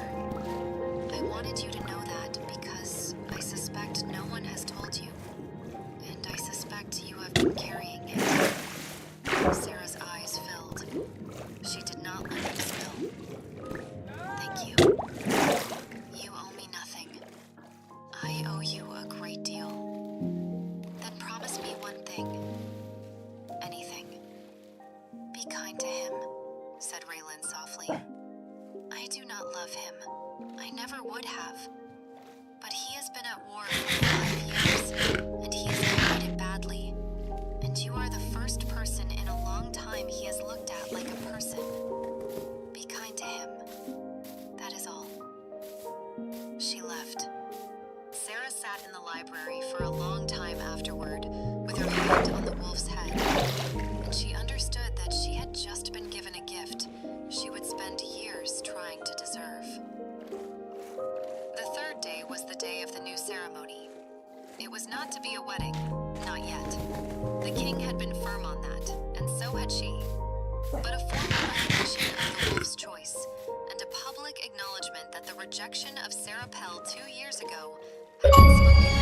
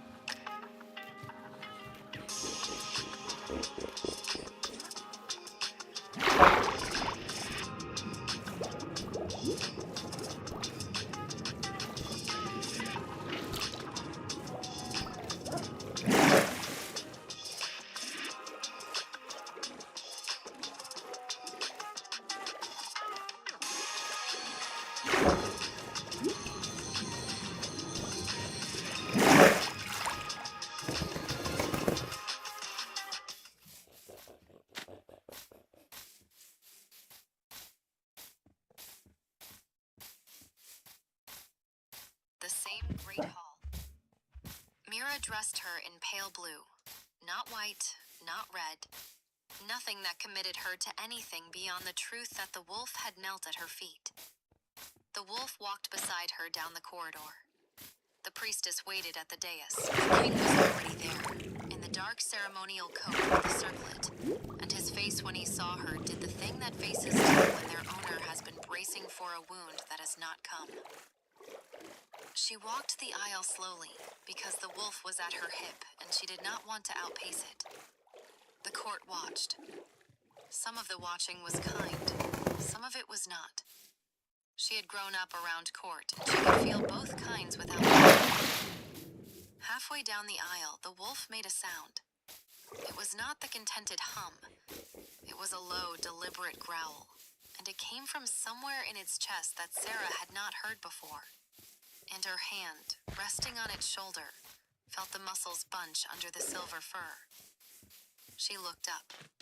The growl was directed at the front row, specifically at Halstead, who stood beside the king's empty chair with his hands folded in front of him in the chancellor's pose, and who did not, when the wolf growled, look surprised. He looked, Sarah realized, with a slow, cold drop in her stomach, prepared. The doors at the back of the hall slammed open. 6 men in mercenary leather came through them at a run, with crossbows already raised, and the bolts they carried were tipped with something dull and gray that did not catch the candlelight the way iron should have. And Sarah understood, without being told, that whatever the dull gray metal was, it was the substance Halstead had spoken about in his careful old voice 2 nights ago. The one that suppressed shifter healing and severed bonds. And the bolts were not aimed at the king. They were aimed at the wolf. Several things happened in the same second. Callan shouted. The king moved. The queen screamed. And Halstead, beside the empty throne, took 2 quick steps backward toward the side door, which was the gesture of a man who had known the timing in advance. The first bolt left the first crossbow. Sarah did not think. She stepped in front of the wolf. The bolt took her in the shoulder, just above the collarbone, and the impact spun her half around, and she went down on one knee with her hand still on the wolf's neck. And she heard, very far away, the king's voice making a sound she had not heard a person make before. The second bolt did not fire. Callan's sword took the second crossbowman through the throat before he could pull. The third bolt went wide because the third man was by then also dead. The fourth, fifth, and sixth mercenaries broke and ran for the side door. And the side door was already closed because Raylan of Vossreach had crossed the dais in 3 strides and slammed the bolt across it with her own hands. And the mercenaries hit the door and turned, weapons up, and met the king. The king was not, in that moment, entirely a man. His eyes had gone the dark slate gray of a coming storm, and his canines had lengthened and his hands were ending in claws. And he went through the 3 mercenaries the way a winter wind goes through dry grass. And it was over very quickly, and not cleanly. And Sarah, on one knee, knelt on her shoulder, and a hand still on the wolf's neck, watched it happen and felt no fear at all. Because she understood, with the calm clarity of a woman who had finally run through to be afraid in, that he was killing them for her, and that she was going to be all right. And that the wolf was going to be. And that this was the shape of being protected. And she had forgotten what the shape was. Baby. The pain came later. It came after Callan had carried her up the dais stairs.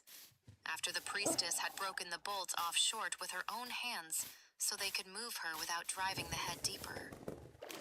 After the king had turned from the bodies on the marble floor, stood on his knees, and crossed the hall to her in 3 strides, and taken her face in both hands, and set her down at once.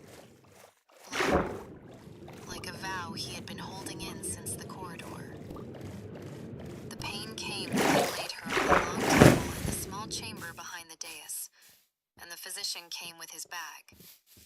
And the physician took one look at the bolt head he could see through the fabric of her dress, and went very still. And then he said, in the careful, flat voice physicians use when they do not want to alarm anyone, "This is gray metal. We need to get it out, now, before her body warms it." "Will she live?" said the king. "If we move now, yes. The hide will not. If they have more bolts and they reach the wolf will not survive the night. The gray metal does not heal. Not in shifters. Not in the wolf. Then we move now." The wolf was already at the head of the table. It had pushed past the guards without effort and laid its great silver head on the wood beside Sarah's, and its pale eyes were level with hers, and the hum in her chest, despite the bolt and the blood and the cold gray weight of the metal lodged in her shoulder, was steady. She looked at the king.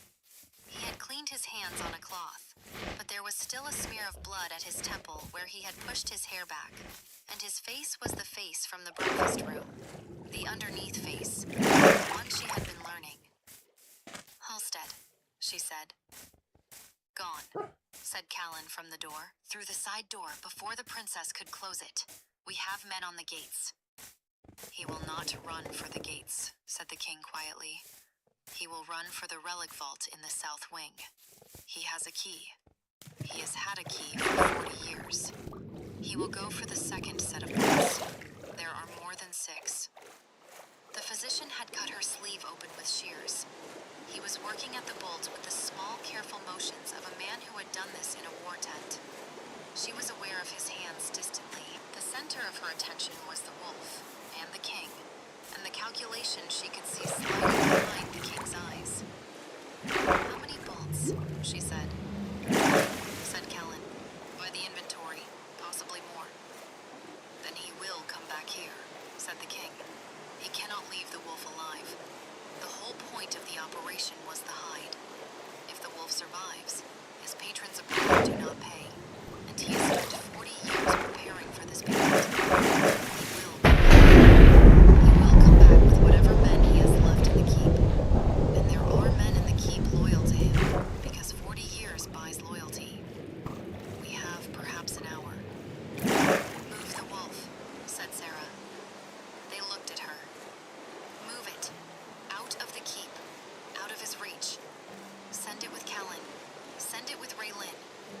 it with anyone. He cannot kill what he cannot find. The wolf will not leave you, said the priestess. It must. It cannot, said the priestess gently. The bond does not work that way. It chose you. It will not be made to leave you while you are wounded. It would have to be carried. And a wolf that size cannot be carried by men who are not its bonded. Then I will tell it to go, said Sarah. The bond does not work that way either. It does not take orders. It takes love, said Sarah. It takes love. I know. I know what it takes. Bring it here. The physician had the bolt out. He was packing the wound. She did not look at her own shoulder, because she had decided some hours ago that she did not have time to be a person with a wounded shoulder. She turned her head on the table, and the wolf turned its head toward her, and she put her uninjured hand against the side of its silver face, and she said, with her mouth very close to its ear, "Listen, listen to me. I need you to do something for me, and you are not going to like it, and I am going to be all right whether you do it or not, but I need you to do it anyway, because if you do not do it, you are going to die. And if you die, I will have spent 9 nights in a cold garden for nothing, and that is the only thing I have left from those 9 nights. Do you understand me?"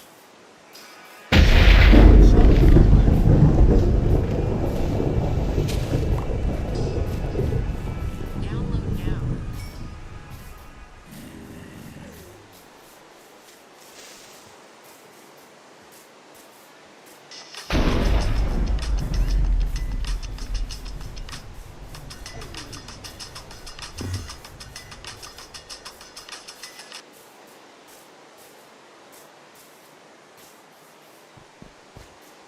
I need you to go. I need you to go with the captain. I need you to leave this keep. I need you to let them put you somewhere I do not know about, because if I do not know where you are, then no one can make me tell. And I do not trust myself under gray metal, and I would rather not know. I will not see you for some time. I do not know how long. You will come back when it is safe, or you will not come back at all. And if you do not come back, I will live anyway, because I lived before I knew you, and I will live after. Do you understand me? Look at me. Do you understand me? The wolf looked at her. The pale flint eyes did not move. The hum in her chest pulled tight, painfully tight, the way a thread pulls before it snaps. And then it loosened, and the wolf pressed its forehead against hers, very lightly, and made a sound she had not heard it make before. A small, low sound that she understood, without being told, was grief. "I know," she said. "I know. Go." It went. It rose from the head of the table, and it did not look back. Callan opened the side door. The wolf went through it, and Callan and 4 of his most trusted men went after it, and the door closed. The priestess made a soft sound and turned her face away. The king did not turn his face away. He was watching Sarah. "You just gave it up," he said quietly. "I just kept it alive. You understand what you have done. I understand that I am still a man with border villages who fed a dying animal. The wolf chose me for that.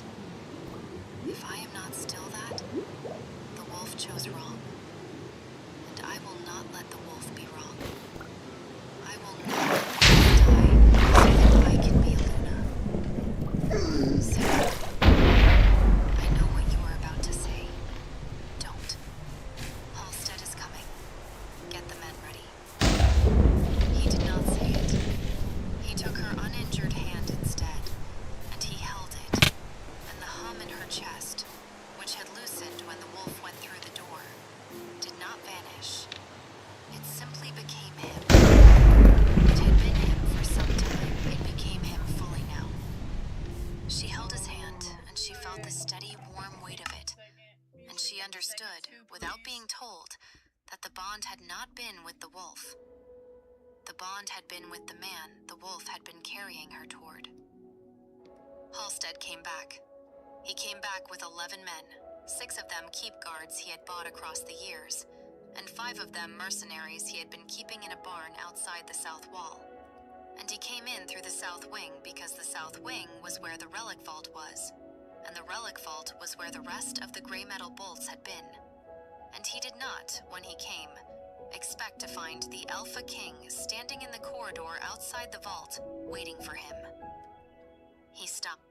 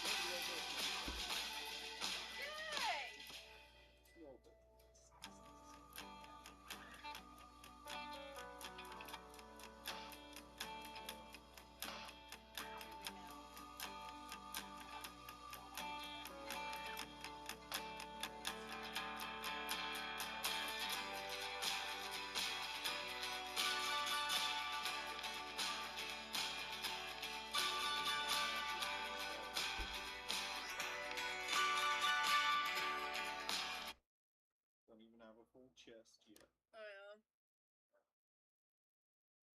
It's too little.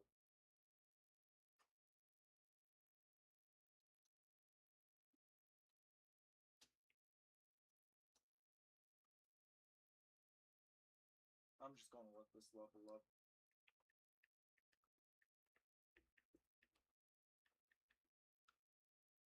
Everybody's been on this long.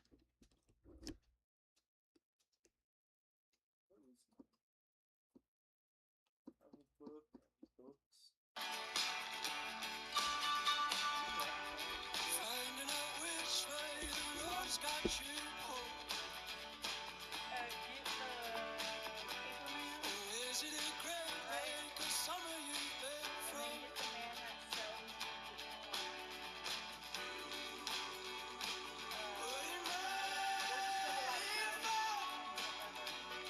clouds up above? Evergreen at window.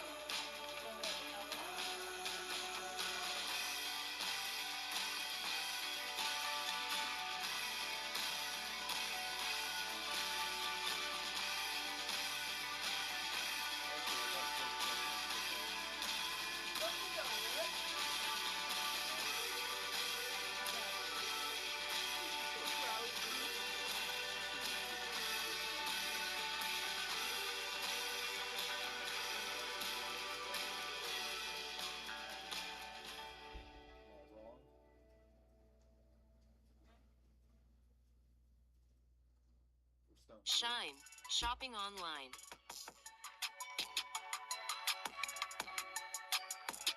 Get it today.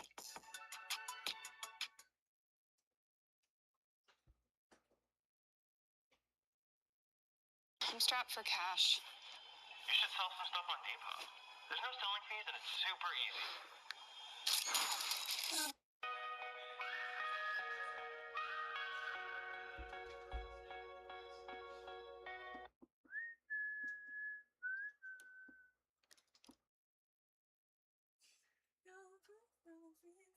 Oh yeah, this works as a art stand, honey. Yeah. Yeah, I go like this, right? And I keep it like this, and then all I gotta do is go like that, and then you see me do this. Yeah. Pretty nice, huh? Yes.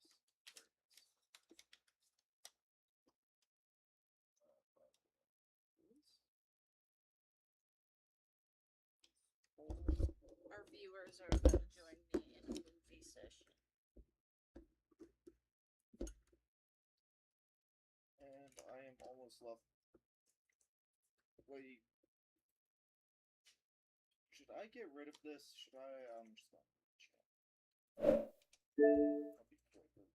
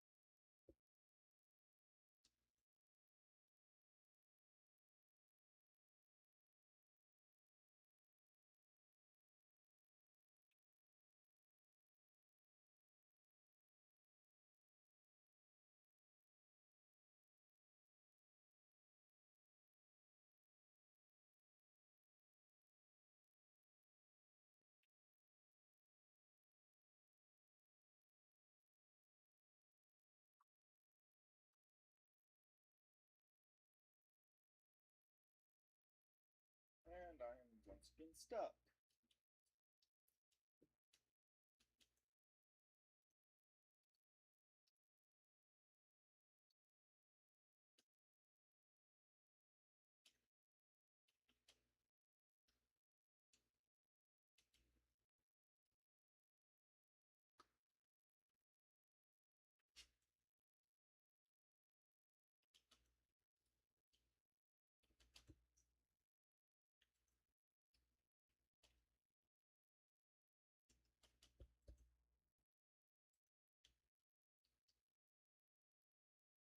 At Fremont Motor Companies, Wyoming isn't just where we operate, it's where we belong. For over 85 years, we've stood alongside our community through life's big moments, from turning the key to turning the page, and every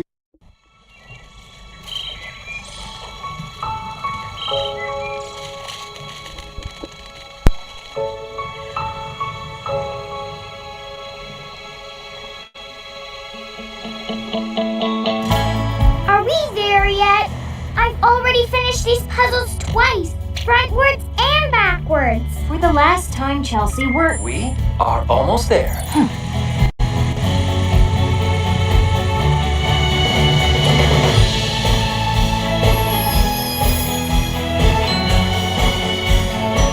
We are going to have the best time here in Willows. Yay! Yay! I even made a summer fun list to make the most of the 2-week visit. Whoa, that's a lot of fun. Recalculating route. Again. Barbie, according to my GPS, we should have turned back there to get to Grandma's house. Skipper, I don't need a GPS. I know my way around Willows like I know my way around Malibu. There it is, guys. The first tree. The first tree ever? The first willow tree in Willows. The town's founding fathers brought a willow tree twig with them, and all the other willows here came from it. You sure know a lot about willows. And twigs. Oh, I learned all of that back when I was a Willows tour guide. If you look to your left, you'll see Town Square. Recalculating. Recalculating. Oh, there's McKinley's Green Shop, where I was Junior Scooper of the Month 9 months in a row. The Clock Tower, where I was voted most melodic bell ringer. And over there's City Hall. Let me guess. You were there too? She was Minnie Mare when she was 4. It was purely ceremonial. Except when I declared ponytails the official hairstyle of Willows. Are we going to spend the whole vacation on the Barbie Memorial Tour? The playground! It is the coolest giant pirate ship! Stacy thought it was a real pirate ship. Give me a break, Skipper. I was 4. Ooh, there's a bench! What? I thought we were just pointing stuff out. Don't you remember anything about Willows? Chelsea was just a baby when we moved to Malibu. I'm sure I'll remember something. Willowfest! Willowfest! Woo!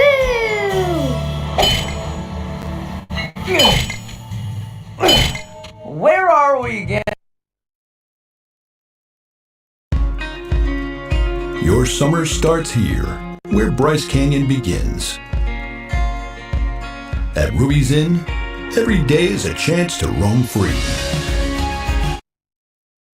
Where are we again, Joe? Wisconsin. Oh, yeah, well, they all start to look the same after a while. All we do is set up, break down, set up, break down. Don't worry, Marty. Our luck's gotta change soon. Can't you do anything right?